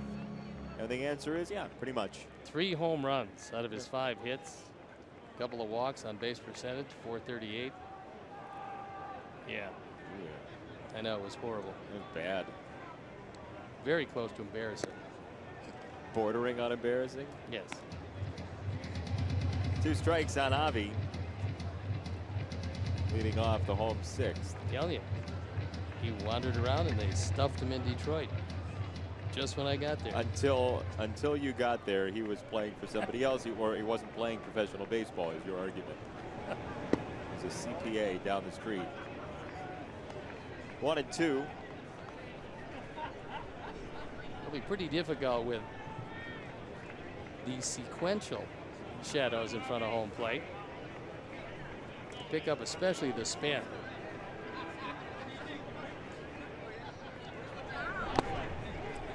Blew it by him at 98, strike 3. Hey, Sox fans, you win with Papa John's Pizza all season long. Day after the Sox win, you get 50% off your entire online order of regular menu priced items only at papajohns.com. If you use promo code SOXWIN at participating Papa John's locations. Better ingredients, better pizza, Papa John's.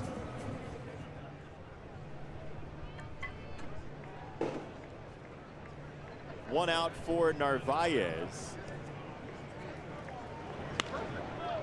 And that's a line drive to first. 2 down. Hard hit, but right at Cabrera.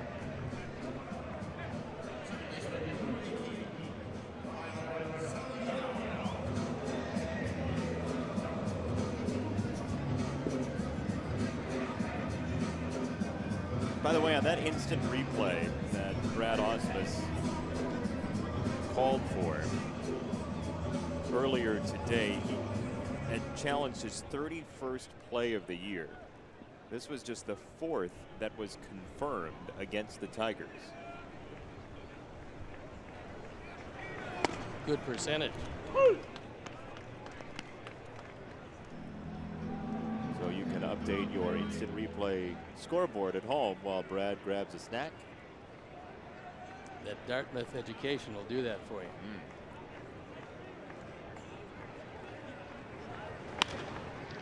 Second base, Kinsler stays down on it and finishes off a quick inning for Bruce Rondon. We're into the 7th, and we are even at 3.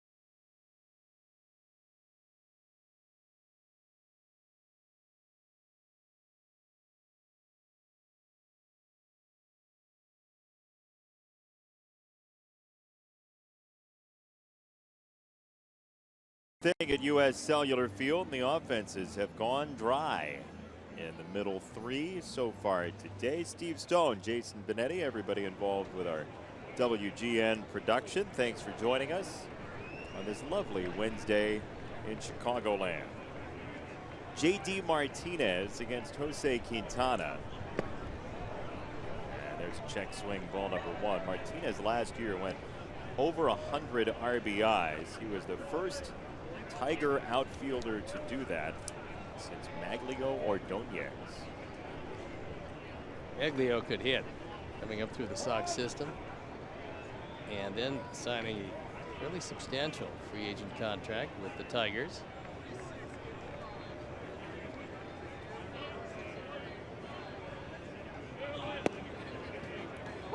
One and one on J.D. Martinez, who singled to right and scored in the 2nd and popped out in the 4th as Quintana sticks at 92 pitches through 6.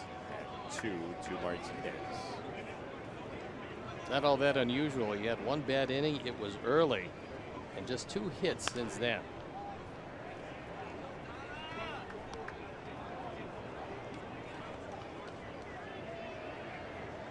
Wind starting to gust here at U.S. Cellular Field. Toward the left field corner, and it is blowing briskly.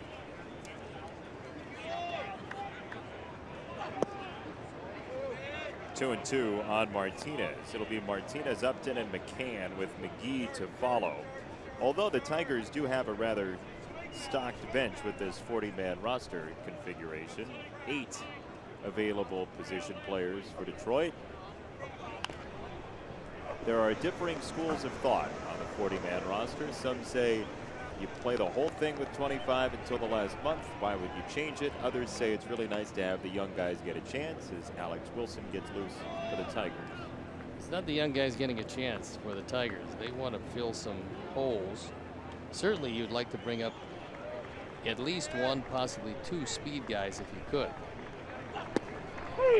Strike 3, pinpoint outside corner, 1 away.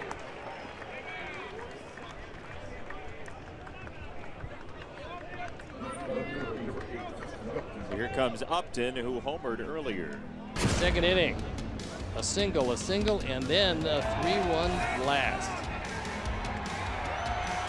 Ford Drive of the Game brought to you by Ford. Visit your local Ford store or buyfordnow.com. When you're talking about the young players getting a chance, some folks say, well, it's just being around the clubhouse. It's just getting to be near the veteran guys after spending a season in the minors. You think that's important? I think for some guys it is, and on a team that's not contending, maybe a little more valuable. But you're certainly not going to risk not going to the playoffs on a guy that either hasn't been to the big leagues this year or has been to the big leagues infrequently. But you do what Kansas City did for a couple of years with Terrence Gore. I mean, they had Gerard Dyson, but Terrence Gore gave him a second speed burner and a second guy that they could use to steal some bases late when they had to. You bring up a guy with a skill. Yep. Gives you a chance to have more one-dimensional players. Yes, it does.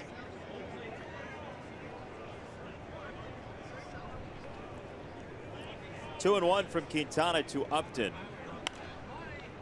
There was a suggestion from Derek Gould, who writes in St. Louis, that Major League Baseball could adopt something like hockey has with a healthy scratch. You allow for 40-man rosters, you can carry them, but you have to submit 25 players for the game or the series. Yeah, I would have no problem with that, but it hasn't been like that, so it's many of the reasons why. Here goes Upton. Two out. Many of the reasons why baseball has done what it's done, it's because they've always done it, as opposed to practicality or trying to change things. That's a good fastball, well framed by Omar Narvaez, and a very dangerous man is called out. Upton goes bye-bye, and 2 out for McCann, Tiger catcher. 7 strikeouts. Q. 2 of Upton after the home run from Justin Upton in the second inning. McCann looks at ball 1.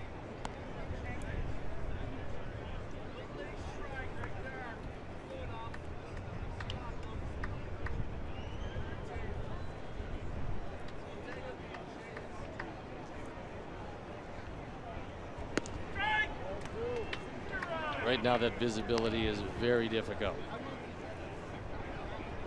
Sox did not have the ball out of the infield against Rondon in the 6th, and 2 up, 2 strikeouts here in the 7th with this visibility.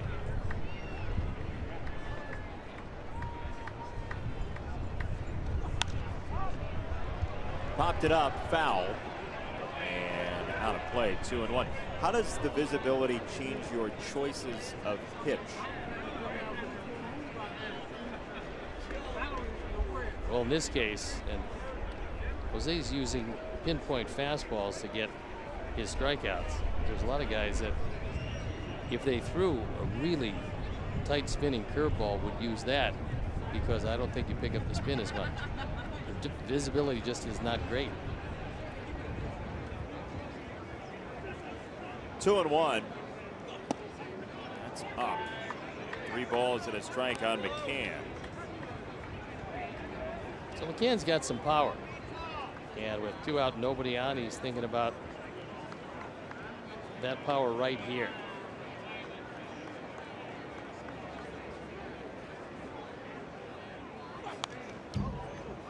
Took a hack at it, 3-2. Yeah, helped him out there because that one was up and out of the strike zone.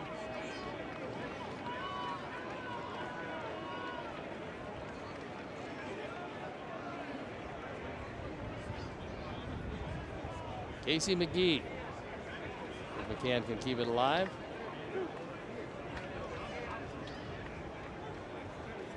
Most of this at bat has been spent inside, and they're going inside again with a fastball. Just off the plate, ball 4, 2 out walk to McCann.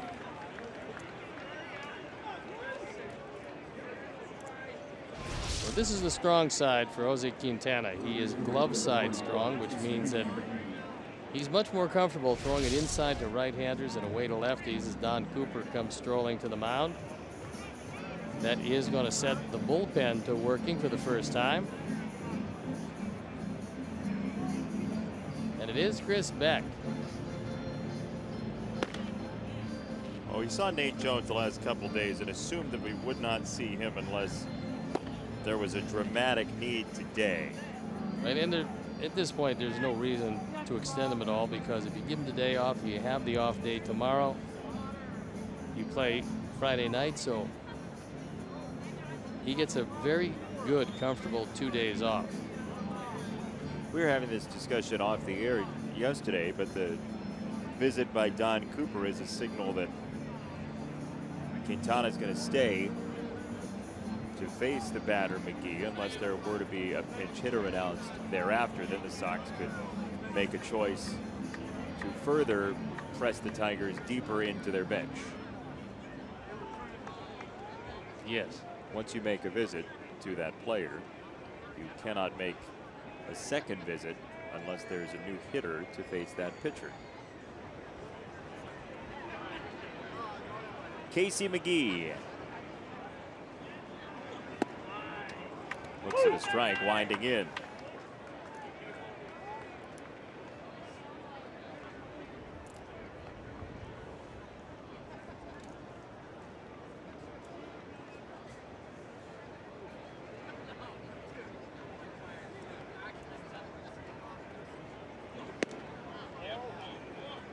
Ball and a strike on McGee, who bounced into a double play in the second, then struck out in the 5th.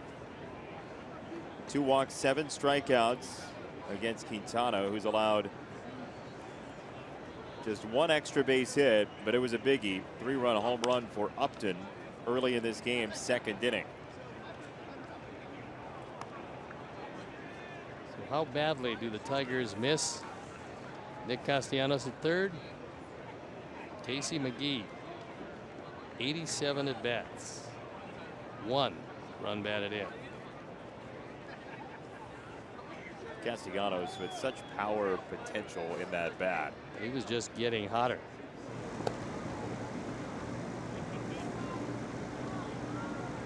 Nick went down after 105 games with 18 home runs, 58 driven in.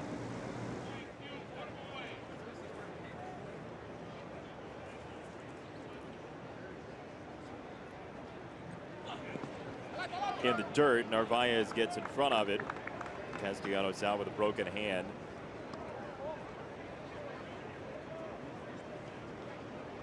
The hope is they would get him back, but still some question about that. Hope on the Tigers side is that they could have him for a possible playoff run.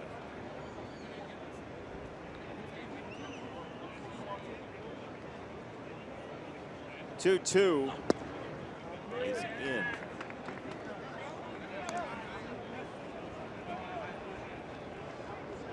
.112 pitches for Quintana.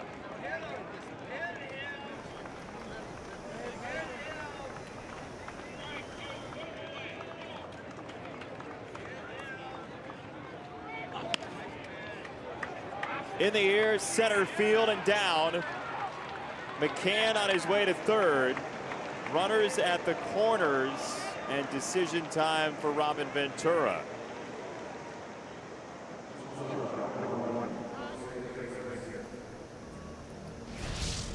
McGee doesn't get a whole lot of this, but he gets enough of it to loop it into center field.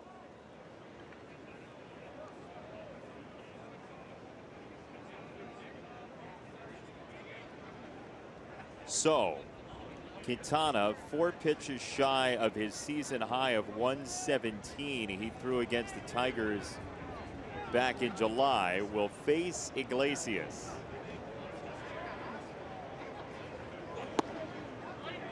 He pumps in strike number 1.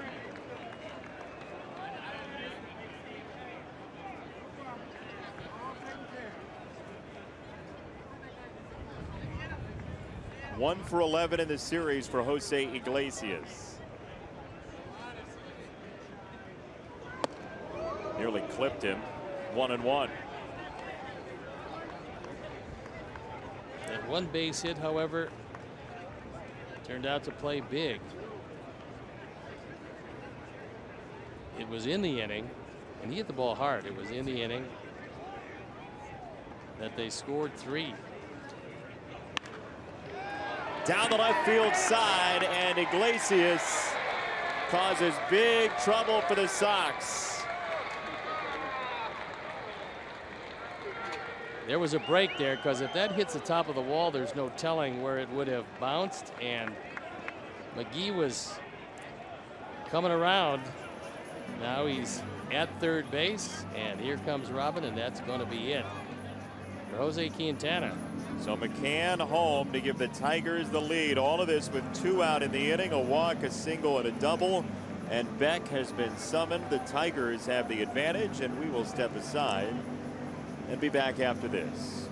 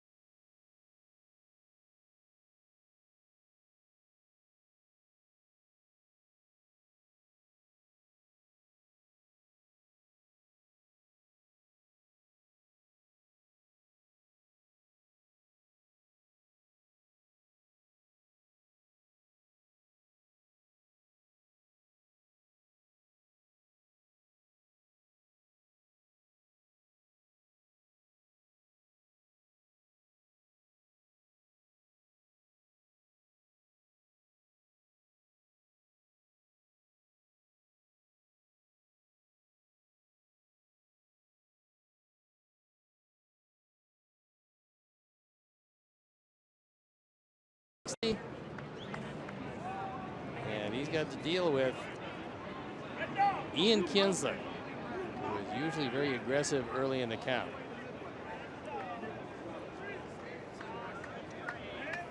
Kinsler singled on the second pitch he saw in the 6th inning. He was then picked off. He swung at the first pitch and flied out to center in the 1st inning, and then grounded out in the middle in the 3rd to shortstop. McGee at 3rd, Iglesias at 2nd. That's outside, ball 1.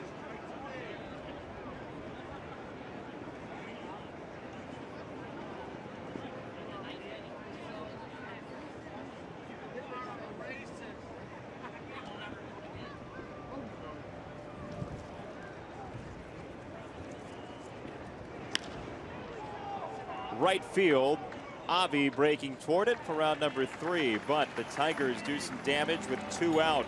Iglesias drives in McCann, and it's 4-3 Tigers.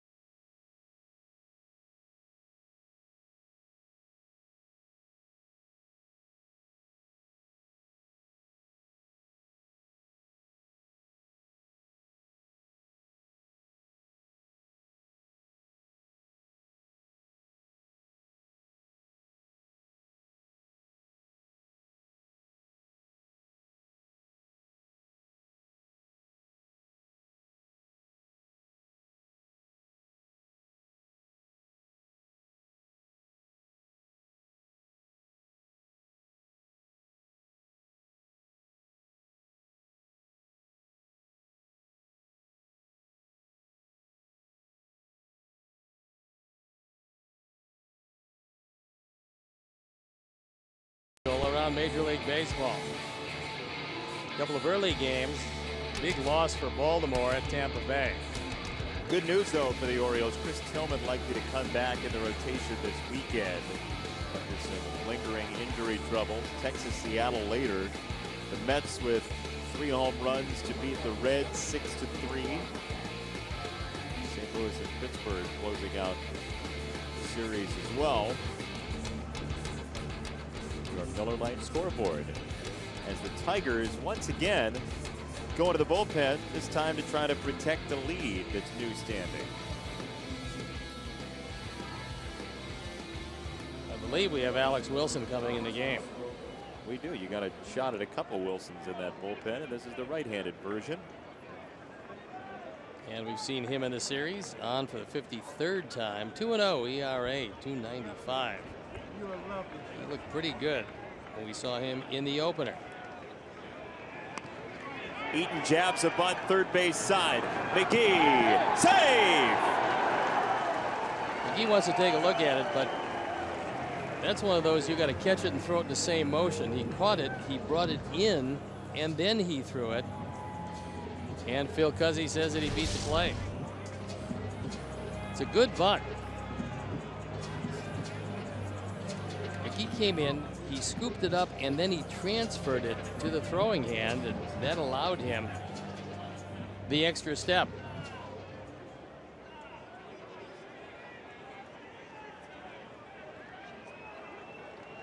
It's in the pocket of the glove that we're looking for. When is the ball in the pocket of the glove? Remember, Brad Ausmus does not have a challenge, so he had to ask the crew to look at it. Hallion and his crew oblige. And we will go to New York for this important replay in the 7th inning. What do you make of it? We'll slow it down, and looks like he's out.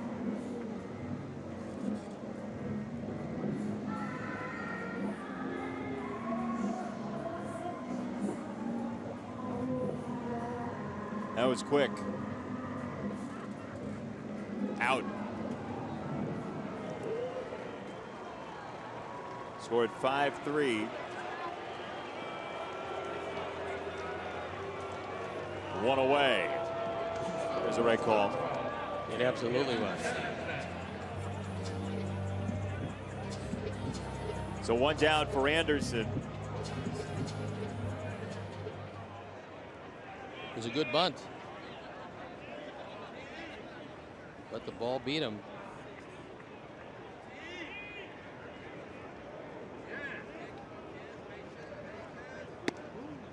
Some folks would argue instant replay's idea was to only review those really important game-changing calls. That's the argument you hear sometimes, that we're over-reviewing things with the system that's currently in place.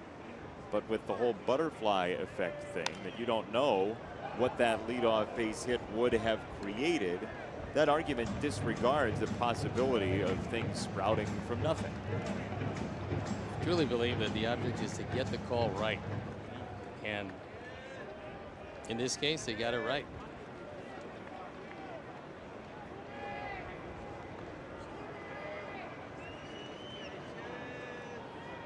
Ball and a strike to Anderson. Now 1-2. Tigers could bring out relievers till the cows came home. They've got 11 in the bullpen. And with the traffic around here, it's very difficult for those cows to get home. Especially on getaway day. For the cows or the teams? Both.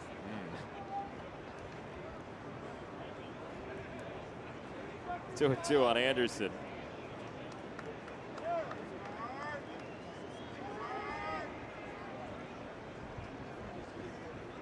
He wants a sinker and he wants it away.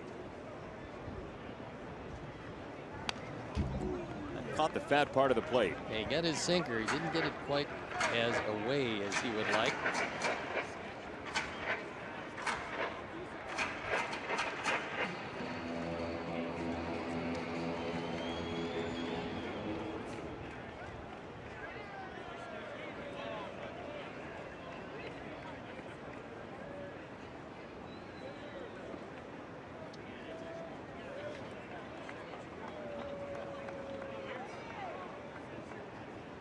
Tim is certainly like hitting in this ballpark. He's hitting .329.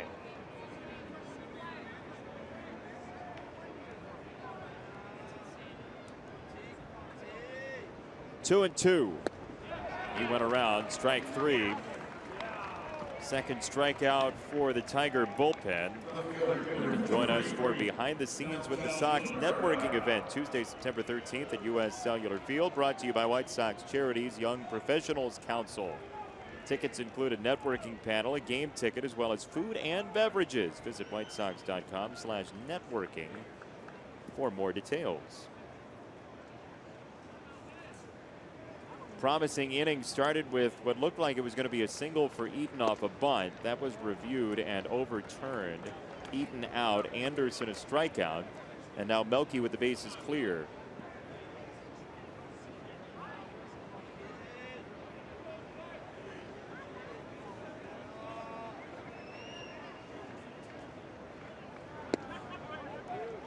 That's low, 2-0 on Melky Cabrera, who drove in a run in each of his first two at bats. Once again with Upton way back in left field. This time you can understand it. More a no double set than in earlier situations with Upton in left. Close, no dice, 3-0.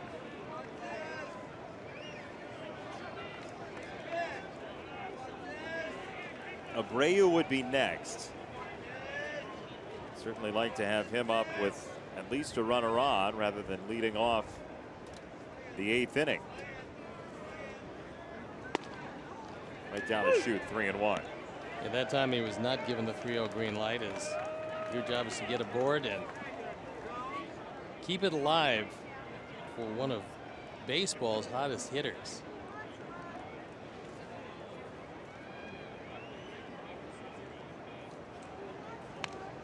Wilson has had some walk issues with 19 compared to 41 strikeouts. Not a huge number, but you compare that strikeout to walk ratio to some others in the Tigers bullpen. As the Sox pen has two up, including former starter Anthony Renato and former starter Jacob Turner.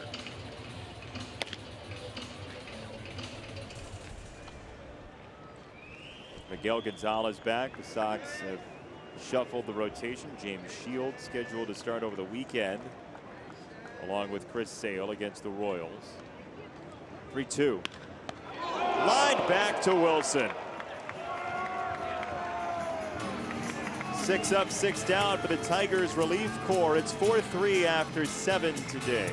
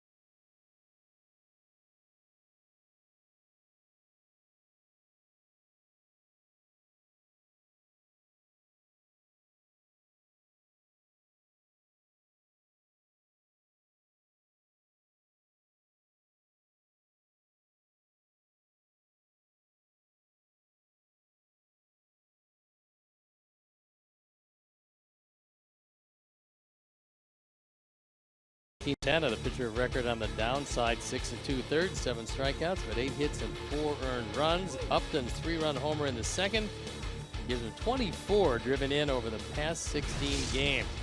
Get the Honda you love at the Honda Summer Clearance Event, now at your Honda dealer. Strike one pitch coming to Cameron Maybin from Chris Beck. Georgia-born right-hander. Now ball and a strike today in 1993. Mark Whitten, 4 homers, 1 game. I remember the Cardinals against the Reds. Yes. Hard hitting Mark Whitten, especially that day. Very much so that day.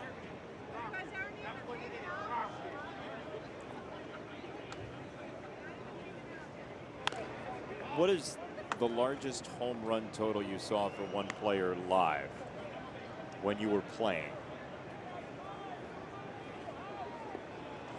in a game? Mike Schmidt, 3. Yep.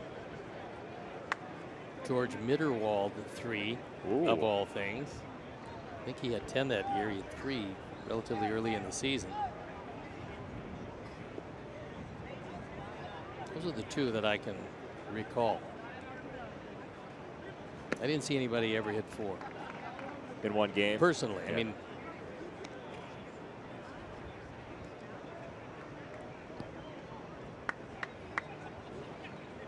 Two and 2 on Maybin, who's 0 for 3. A couple of strikeouts and a flyout today for Cameron Maybin, with the Tigers leading on an RBI ground rule double for Jose Iglesias in the top of the 7th.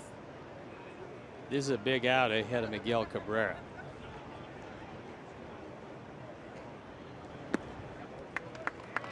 Kicks up some chalk, 3 and 2. The Tiger pen. Shane Green getting ready. Is that after one quality inning on the card of Rondon and 1 on Wilson.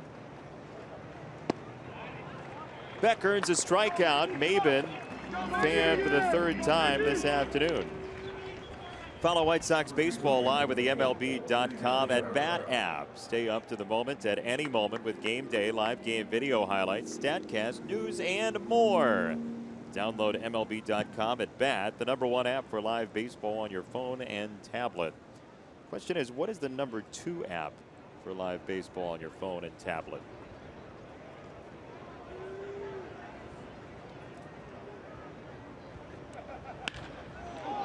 It's a rocket to center field, and Eaton cuts it off before it sneaks by. Cabrera, a 1-out single. That was a sinking line drive, and at first Adam thought it was going to hold up long enough, and realized when he saw it sinking and he had no chance, that's when he had to back up, playing on the hop.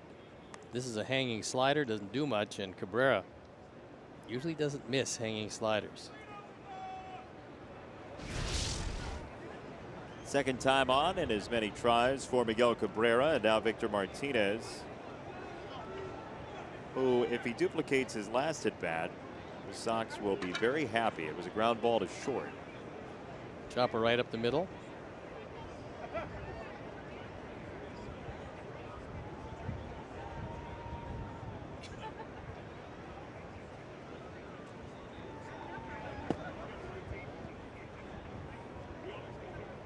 Shift is on for Victor this time, with 3 to the right of second base.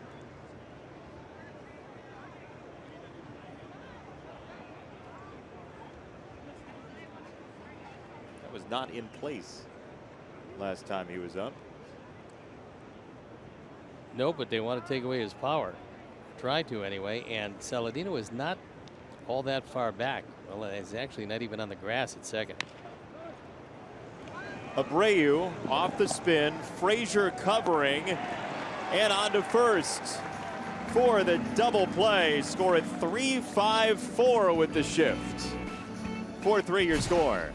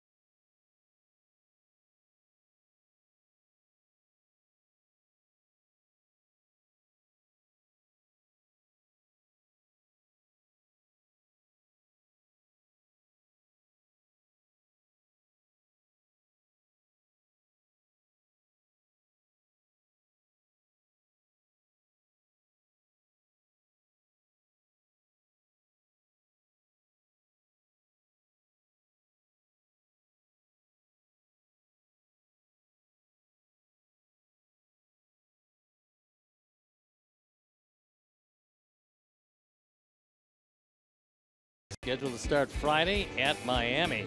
His last start, well, way back on June 26th. Herniated disc in his lower back, and this year he's been brilliant. 1.79 ERA, 16 starts, 11-2. Injury report is brought to you by Dr. Anthony Romeo Orthopedics. If you have any shoulder or elbow problems, go to RomeoOrthopedics.com or call 312-432-2342. That's another team. I mean, if they were fully healthy, they'd have about a 12-man rotation. But the fact that they've actually put a little daylight between themselves and San Francisco without Clayton Kershaw. Shane Green comes on for the 41st time. His ERA a little above 5 1/4. And he saved the 2 games he's been asked to save. He's been very good at getting the first man out he's seen. 30 out of 37. And this is an important first man for Green with Abreu up. Green depends on a sinker. That's really his best pitch.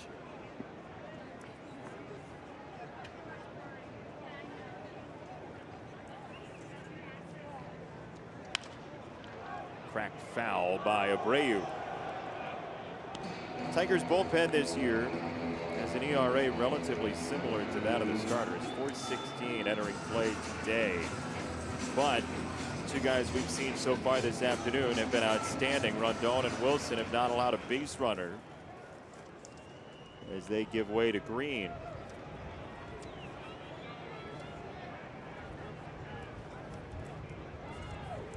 Oh, 2. Popped foul.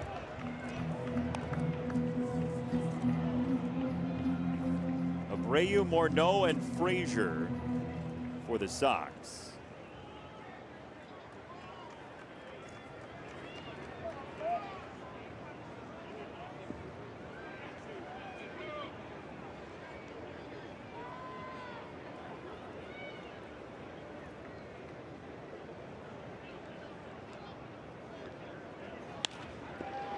Ripped to left, Abreu with the leadoff hit for the Sox with 2 strikes. You get another slider, and Green, who's got a good sinker, left a couple of sliders up in that sequence. The second of which goes through the left side. There's that slider. Doesn't do a whole lot. And Jose, these days, we told you about being the hottest or among the hottest hitters in all of baseball. You just can't afford a mistake, as McGee can't get to it. And that's the tying run. With the middle of the order coming up, you could actually make an argument to use Rodriguez in the 8th. I know you want your closer to be the closer. Morneau, right center field, up the gap, all the way to the wall. Here comes Abreu. He gets waved around and scores. This is 4-4 in the 8th.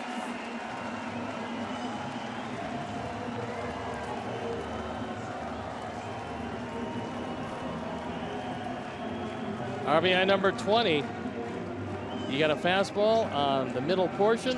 He drove it in the gap. He's going to be replaced by a pinch runner. And that's the second hit of the afternoon for Justin Morneau. A very costly one for the Tigers as that goes all the way to the wall. Jose scores easily. J.B. Shuck comes on a pinch run as Jose Abreu scores without a play.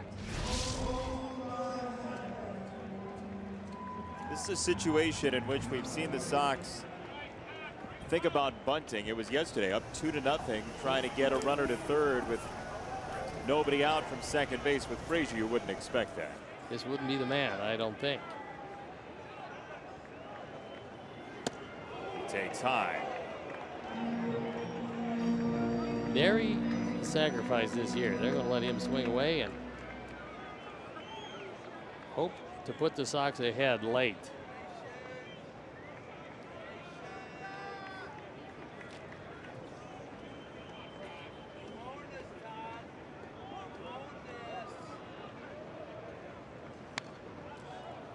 What I was saying was, I know your closer is your closer, and he's the 9th inning guy, and those are the toughest outs to get. However, when you have the middle of the order coming up in the 8th inning, some managers, you could argue, should use their quote-unquote best guy in that situation.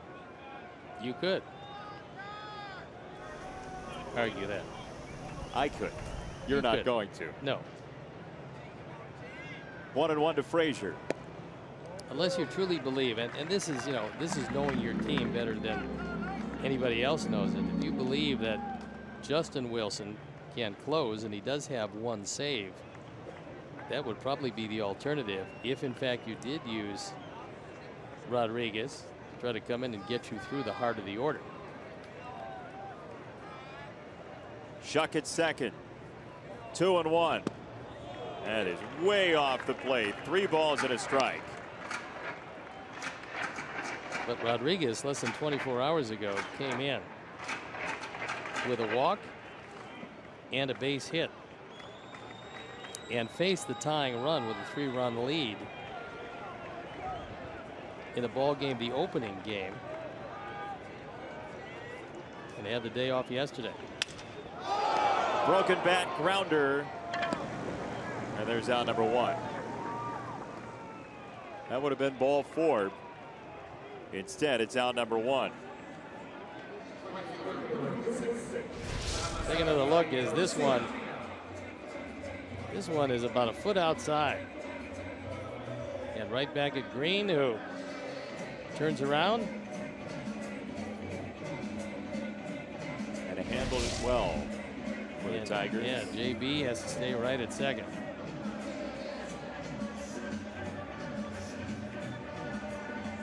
Here's Avi.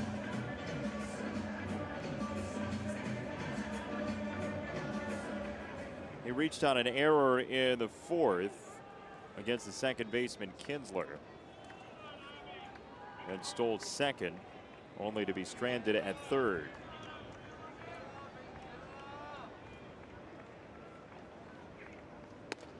Scoring position 2 out has been his wheelhouse this year, trying to move it up a little bit and drive in Shuck with 1 down in this 8th inning. We still have yet to see the decisive run in this series finale.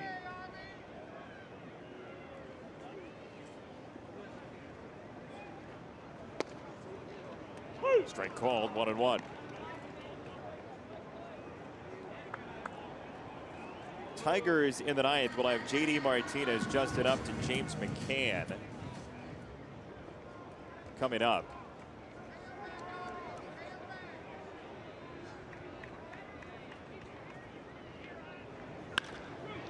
On the ground, through.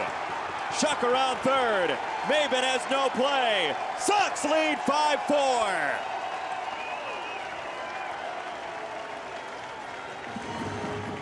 Avi's first hit of the day, his 44th driven in, takes it right by Iglesias, who couldn't get to it. And 3 hits and 2 runs later, the Sox have the lead, and that's going to take Green out of the ball game, trailing by at least a run.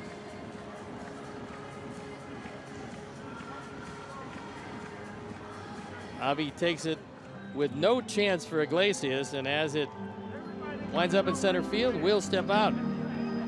Be back with the lead after these messages.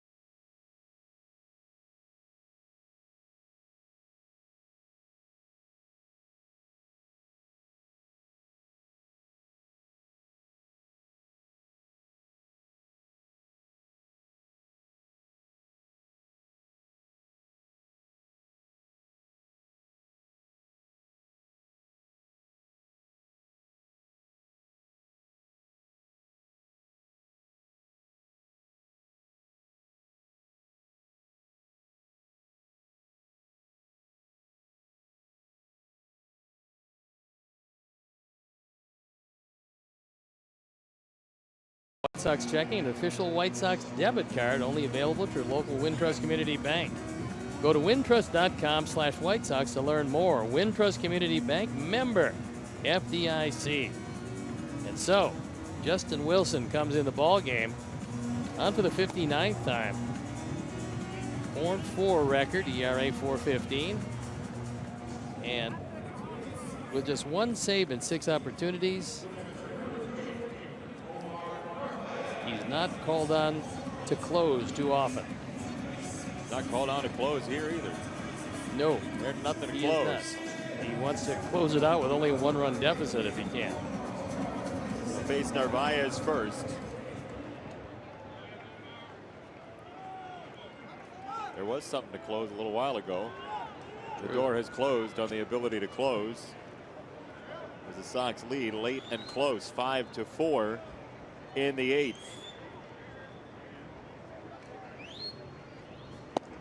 Ball 1. Shane Green, a former Yankee pitcher. Justin Wilson, a former Yankee pitcher.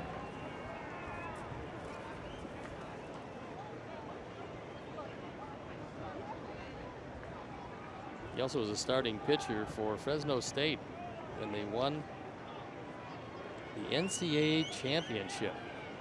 Back in 2008. Yep. Pretty impressive for the Bulldogs, I believe. Indeed. That was my first port of call as a professional pitcher, was Fresno in the California League. Did you get raisins while you were there? Nice city. Lots of raisins. Lots.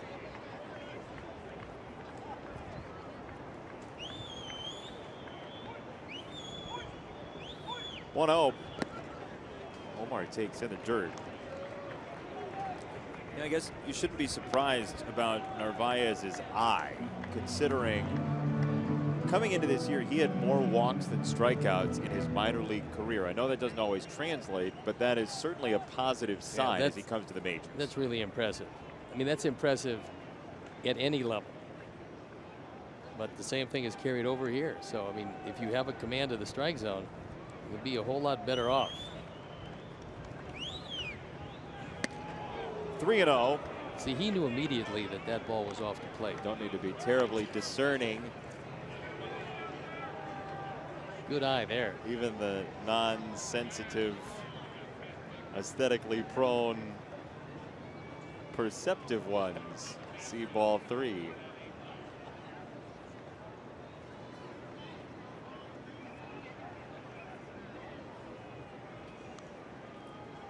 Three and 0 on Narvaez. Garcia at first. He's now hitting .342 with runners in scoring position, by the way, Avi.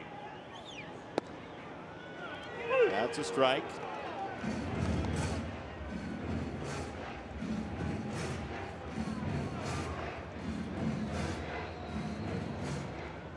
Tigers will lead off with J.D. Martinez in the 9th. The Sox with a comeback here in the 8th.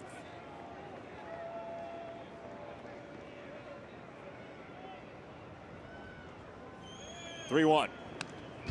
Fouled back. Had a good hack at a fastball that was on the inner portion.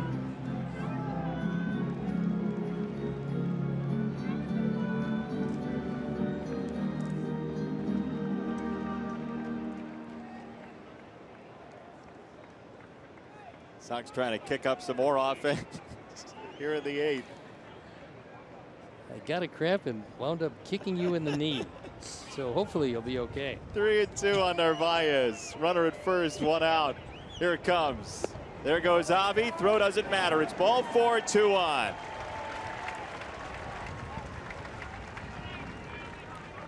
Thirteenth walk compared to 9 strikeouts for Narvaez in his rookie season. Well, the fortunate part of that was it was strike 3, but it wasn't called. And David Robertson is going to be the man called on to lock it down. However, he would dearly love at least one more run. If I do get another cramp, I will let you know. Thank you. So you can shift. Get the restraining order signed off on by the local booth magistrate. You can shift your position. before I have to get you a cane. Hopefully it's red and white striped. Saladino against Wilson.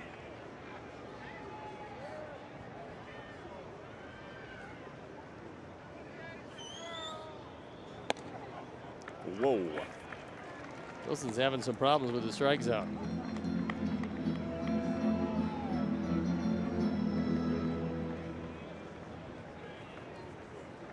He looks out toward the outfield for some inspiration. He normally has outstanding control. He had just 11 walks in 52 innings coming in. On the ground, past McGee. Avi's coming home. The Sox double their lead. Saladino drives in Garcia. That's 3 hits for Tyler today.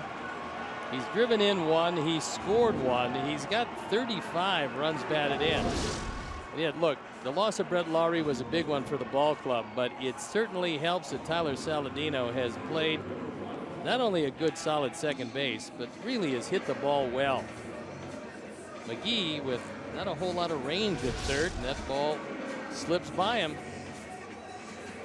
A much-needed insurance run. Maybe some more on the horizon. Here is Adam Eaton. Narvaez at second, Saladino at first. Ball outside.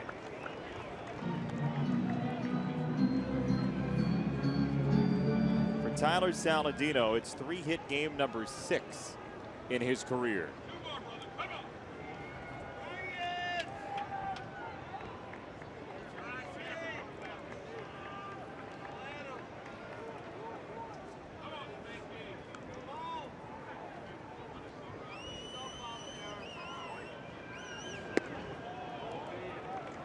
Two and 0 on Eaton, and the same old song and dance. More bullpen action for the Tigers. Mark Lowe getting loosened up in the pen. He of the 768 lows. He's had a tough time this year, has Mark. Control has been an issue there as well. Yeah, used to have absolutely overwhelming stuff. That's a strike, 2-1 for Eaton.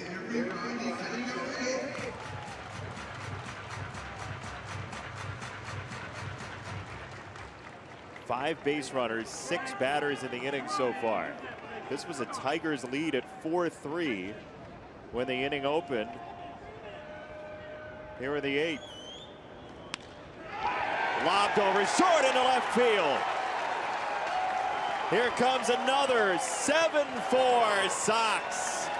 The waterfall continues in the 8th.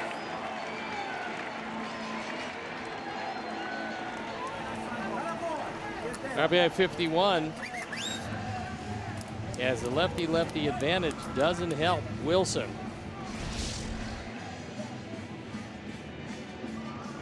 He goes down, gets that one, eases it over the head of Iglesias at short, who was obviously playing him too low.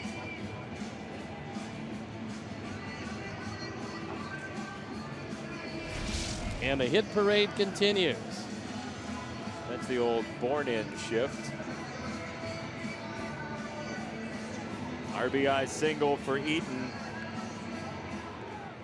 4 runs across in the inning, and you can hear the murmuring in the Motor City. Here we go again. That was the problem early in the year for the Tigers. The bullpen gave away a bunch of games, and here today, the Sox have lambasted the Tigers in the 8th. Brad Ausmus for a visit.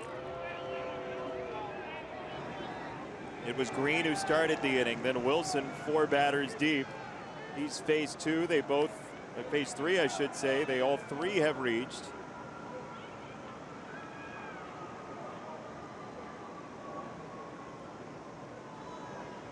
And off he goes. Mark Lowe through the gates. He's not in a big old rush to get there, and why would you be? Sox have 4 in the inning, 7-4. It continues after this.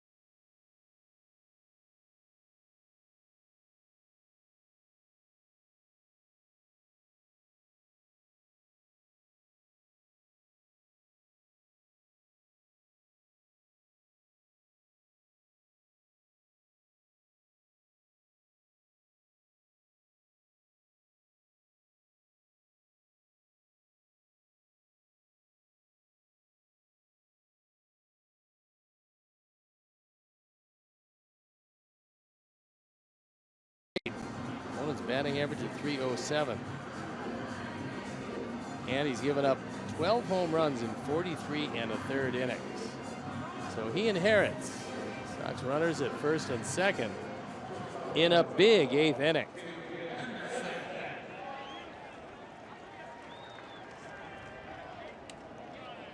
Sox have 4 across. Anderson trying to make it more. Wilson, 3 batters, all reached.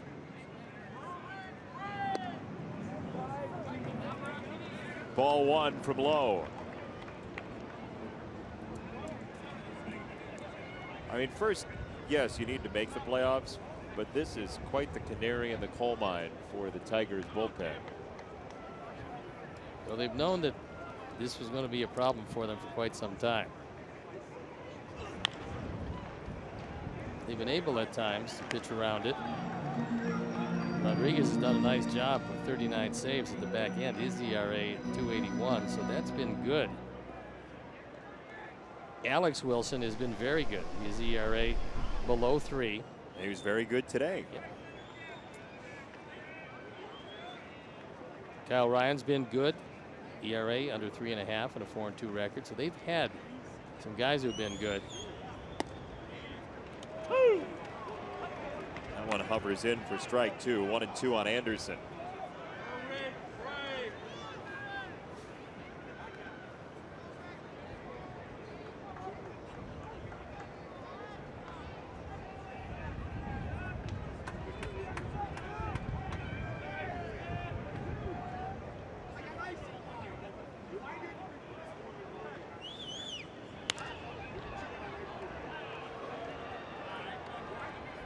Still 1-2 on Tim with Melky next. This is the 8th batter of the inning for the Sox. It was Abreu a single, Morneau a double, then Frazier grounded out, Garcia a single, Narvaez a walk, Saladino a single, Eaton a single, and there will be a quiz later.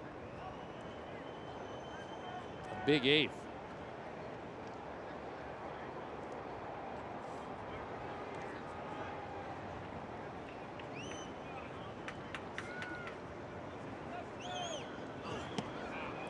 Lowe strikes out Anderson. 2 away. Hey, look, the Tiger pen is multiplying. It is. And to play.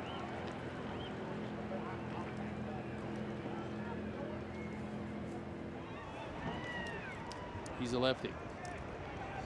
Thank you, Steve. They don't call you the best in the business for nothing. It's that kind of insight. Uh-huh. Second level, third level stuff.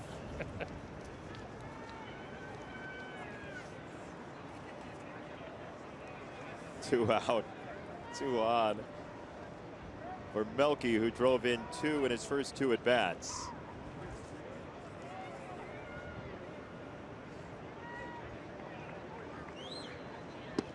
Ball 1.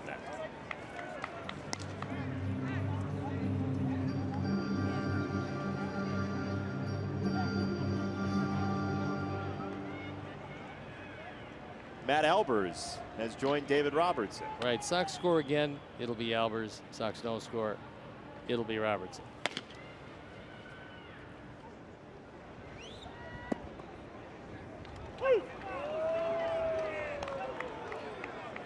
Ball and a strike from Lowe. Previously, early in his career, he'd come into the game and he would just throw fastballs. I mean, just beat you with the heat. Yep. That was 8 disabled list stints ago. Up and out at 94. 2-1 on Melky, with Abreu once again coming next.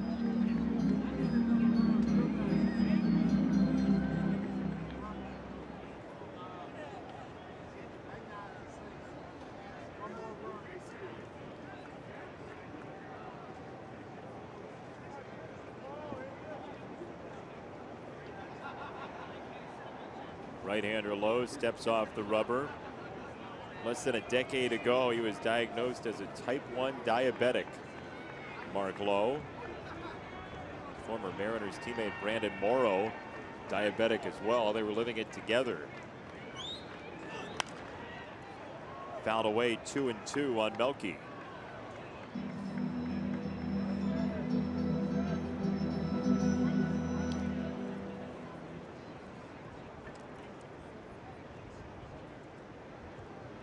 He was in spring training getting his blood work done, and Mark Lowe found out that he was diabetic.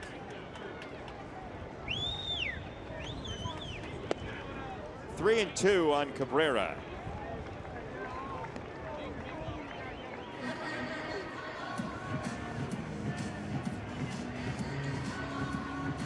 Ninth batter of the inning for the Sox.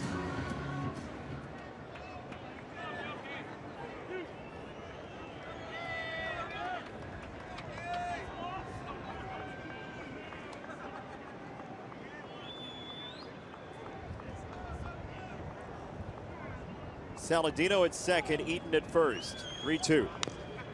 Yank foul. So Sanchez goes 5, gives up 3 earned runs for the Tigers. He looks like he's going to get a no decision. Rondon and Wilson for an inning each. That takes him into the 8th, where they have a 4-3 lead. The Tigers did. Then the Sox pounced with 5 hits in the inning to make 13 for the ball game. 7-4 your score. 3-2 the pitch. Golfed left side, foul territory, and he stays alive as McGee goes slipping sliding.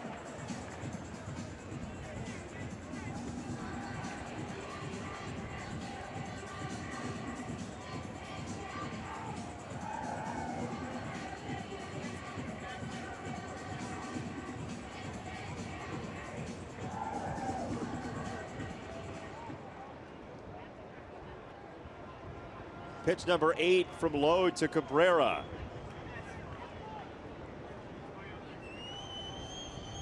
Here it is. Melky continues to have a pulse in the at-bat. Well, and it's a boomerang for plate umpire Dan Bellino. Melky was in protection mode because that ball was off the outside corner, but he didn't want to leave it in the hands of Dan Bellino. And poetically, it ends up in the hands of Dan Bellino anyway. Back to him.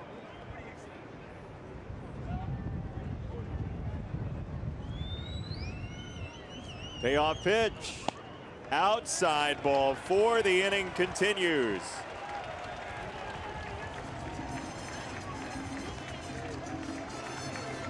Second walk of the inning for the Sox, and Abreu, who started it with a base hit, continues the Sox rally. I think at this point, one of the last guys in baseball you'd want to face with anybody in scoring position. With anybody in any position. He's been something. Perfect day today. With 1 driven in, 1 scored, 3 singles, and a chance to get a little closer to 100 runs driven in. 88 right now. Pretty big speed at second and third. And Melky runs okay at first. Low to Abreu, 10th batter of the inning. Sox have officially batted around. Some people say you don't bat around until the 10th hitter. Others say all it takes is the 9th hitter, and then you have hit around. It's a quandary. Where do you stand? I stand after 9 hitters. The 9th guy's got to come up, that's it. Everyone has hit. Yeah. Yeah. I agree. Okay. And the world is in harmony. Inside 2-0. Out of Abreu.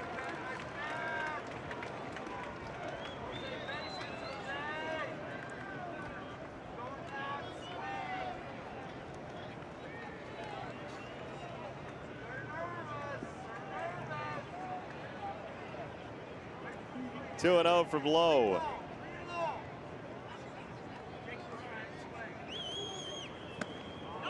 Not close.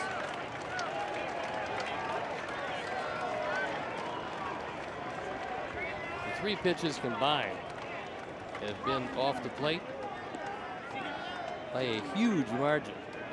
There you see it in the Xfinity pitch tracks. They were in the vicinity of McCann.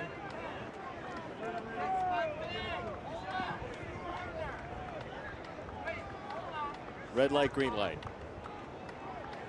Whatever light you want right now. Red light. Maybe green light. He just didn't swing. Yeah, I was going to say, even if you Yellow got a light. green light on that, that's not the pitch you're going after. That's low and away, perfect pitcher's pitch. As Reverend Jim asked on Taxi, what does a yellow light mean? Go faster. Slow down. As the bit goes. 3-1. In the air, right side. Could be trouble. Cabrera, it's foul. In another era, catching it on the hop would have been enough. Not today in 2016. Back in the 1860s, he would have been out. Of course, he would have been a little younger then. Folks just tuning in are saying, did Stomp play back then? I thought it was more 70s, 80s. I was the official scorer. You were. In those days. Yeah, one hop and you're out. And a pitcher could not throw the ball above his waist. You had to throw sidearm.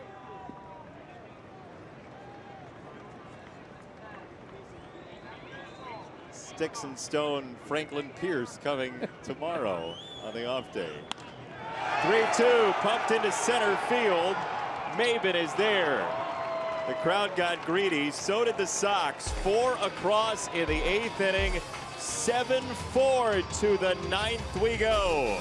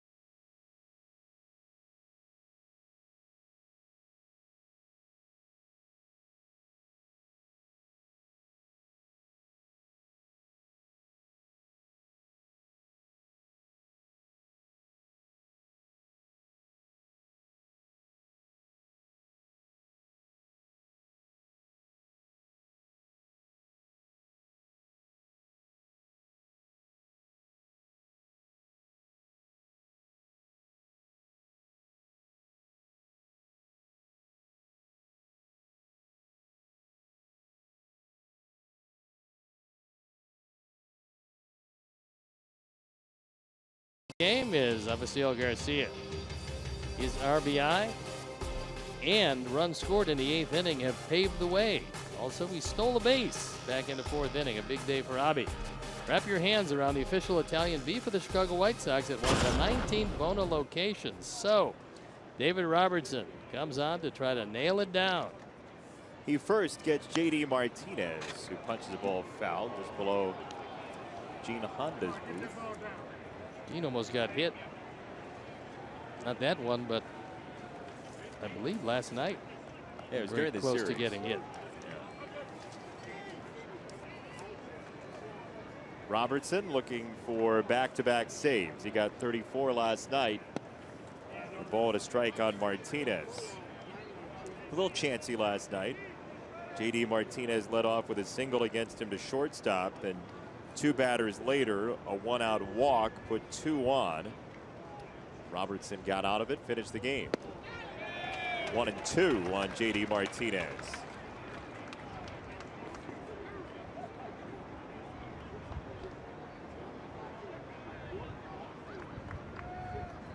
Tigers will be off tomorrow, and they will play the Orioles over the weekend. The Sox will be off tomorrow and stay home for 3 with Kansas City, then 4 with Cleveland to conclude the 10-game homestand.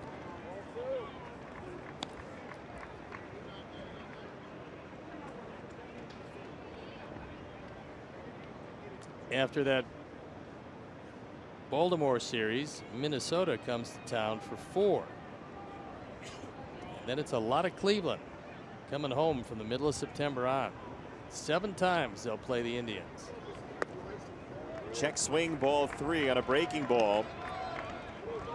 The Tigers still, they came in 4.5 behind today of Cleveland. Still have a shot at that division title. Especially if they can take care of business head to head, as Houston giving Cleveland some problems. Carrasco against Pfister. That's not a great start. Martinez walks.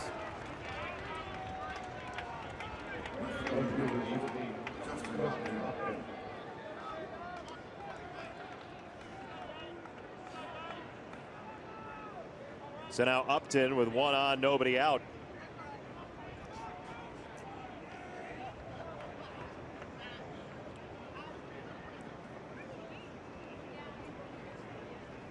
His series has certainly been nothing to sneeze at. A home run earlier today and a 3-run shot to win the game 2 days ago. On the ground, Anderson, it goes under him, and the Tigers bring up the tying run.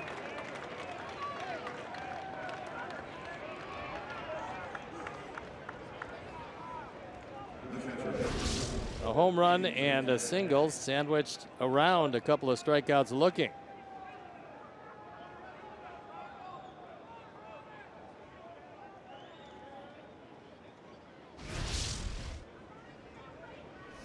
Don Cooper can only think it over for now. And the bullpen up and going. It's Nate Jones.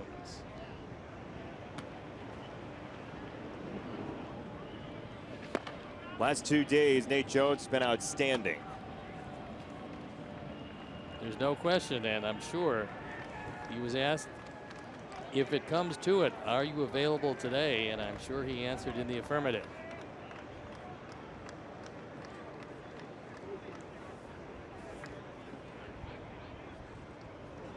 McCann is swinging strike number 1.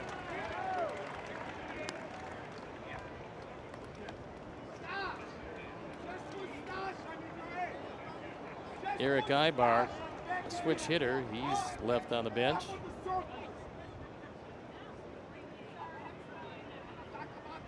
Saltalamacchia as well. Collins, left-hand hitter. Most of the Toledo Mud Hens are available for the Tigers. The Hens are here. You got Romine also. Much better left-hand hitter, by the way. 52 points higher as a left-hand hitter. So there's plenty left off the bench. Martinez at second, Upton at first. Pivotal game in the series. McCann takes strike 2. Yeah, Saltalamacchia in the on-deck circle.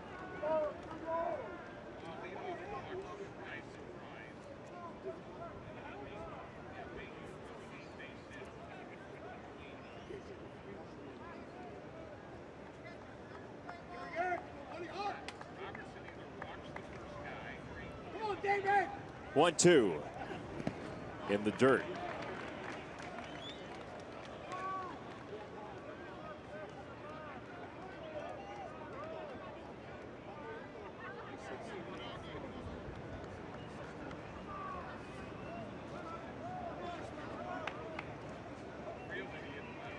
Don Cooper waiting out the growing storm in the 9th inning for the Tigers. And a ground ball would look awfully good here. 2-2. Called strike 3. That's out number 1.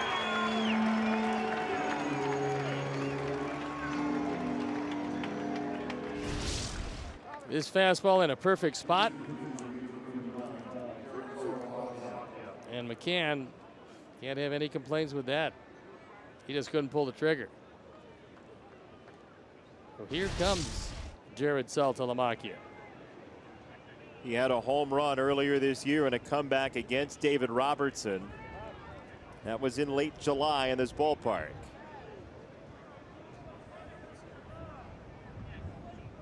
Narvaez, a word to Robertson. Is it about the individual batter, do you believe?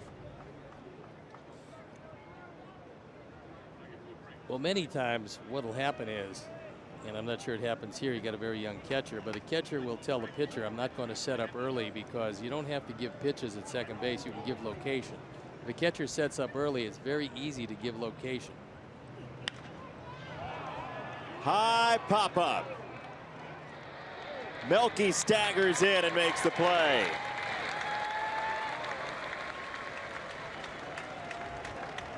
Now, do you pull Iglesias because he doesn't have the power bat? The answer is yes.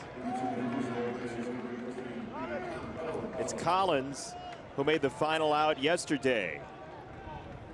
Just a little surprise in this sequence, and I talked to you about it before the event, was if you're going to bring in Saltalamacchia in the game, why not Collins for McCann? You've got catcher for catcher. At that point, you got nobody out in the inning. We'll have to wait and see how it works out with Collins, who does have a homer against Robertson this year as well. He swung at a low fastball that got him out in the 9th inning. In last night's game, there you look at the numbers against David Robertson. Brad Ausmus said after the game yesterday, he said, look, part of the reason I went to Collins is he had that homer against Robertson, thinks it's a good matchup.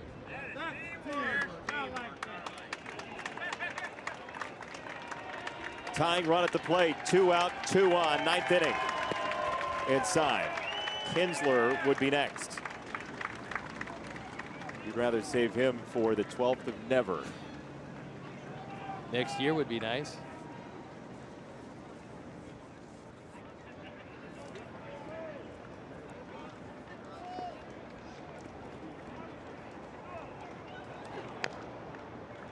Tapped foul, 1 and 2 on Collins, who struck out on 3 pitches yesterday.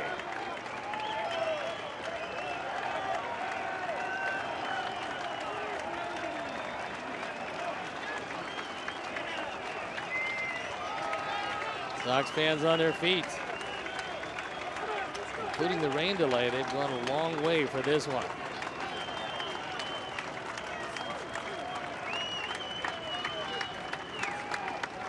One ball, 2 strikes. Robertson got a check swing. He went around. Good night, Detroit. The Sox win in comeback fashion, 7-4. After 2 on, nobody out. Strikeout called. Soft fly out. Strikeout swinging, and David Robertson has notched number 35. This one ends very much like last night's ended, with Tyler Collins looking at the umpire and saying, what? Me? No, I didn't swing. Yes, he did. And so the Sox, who were down 4-3 after the 7th inning, score 4 in the 8th and come back to win, taking the series 2-1. 7-4 your final score. We'll wrap it coming up next.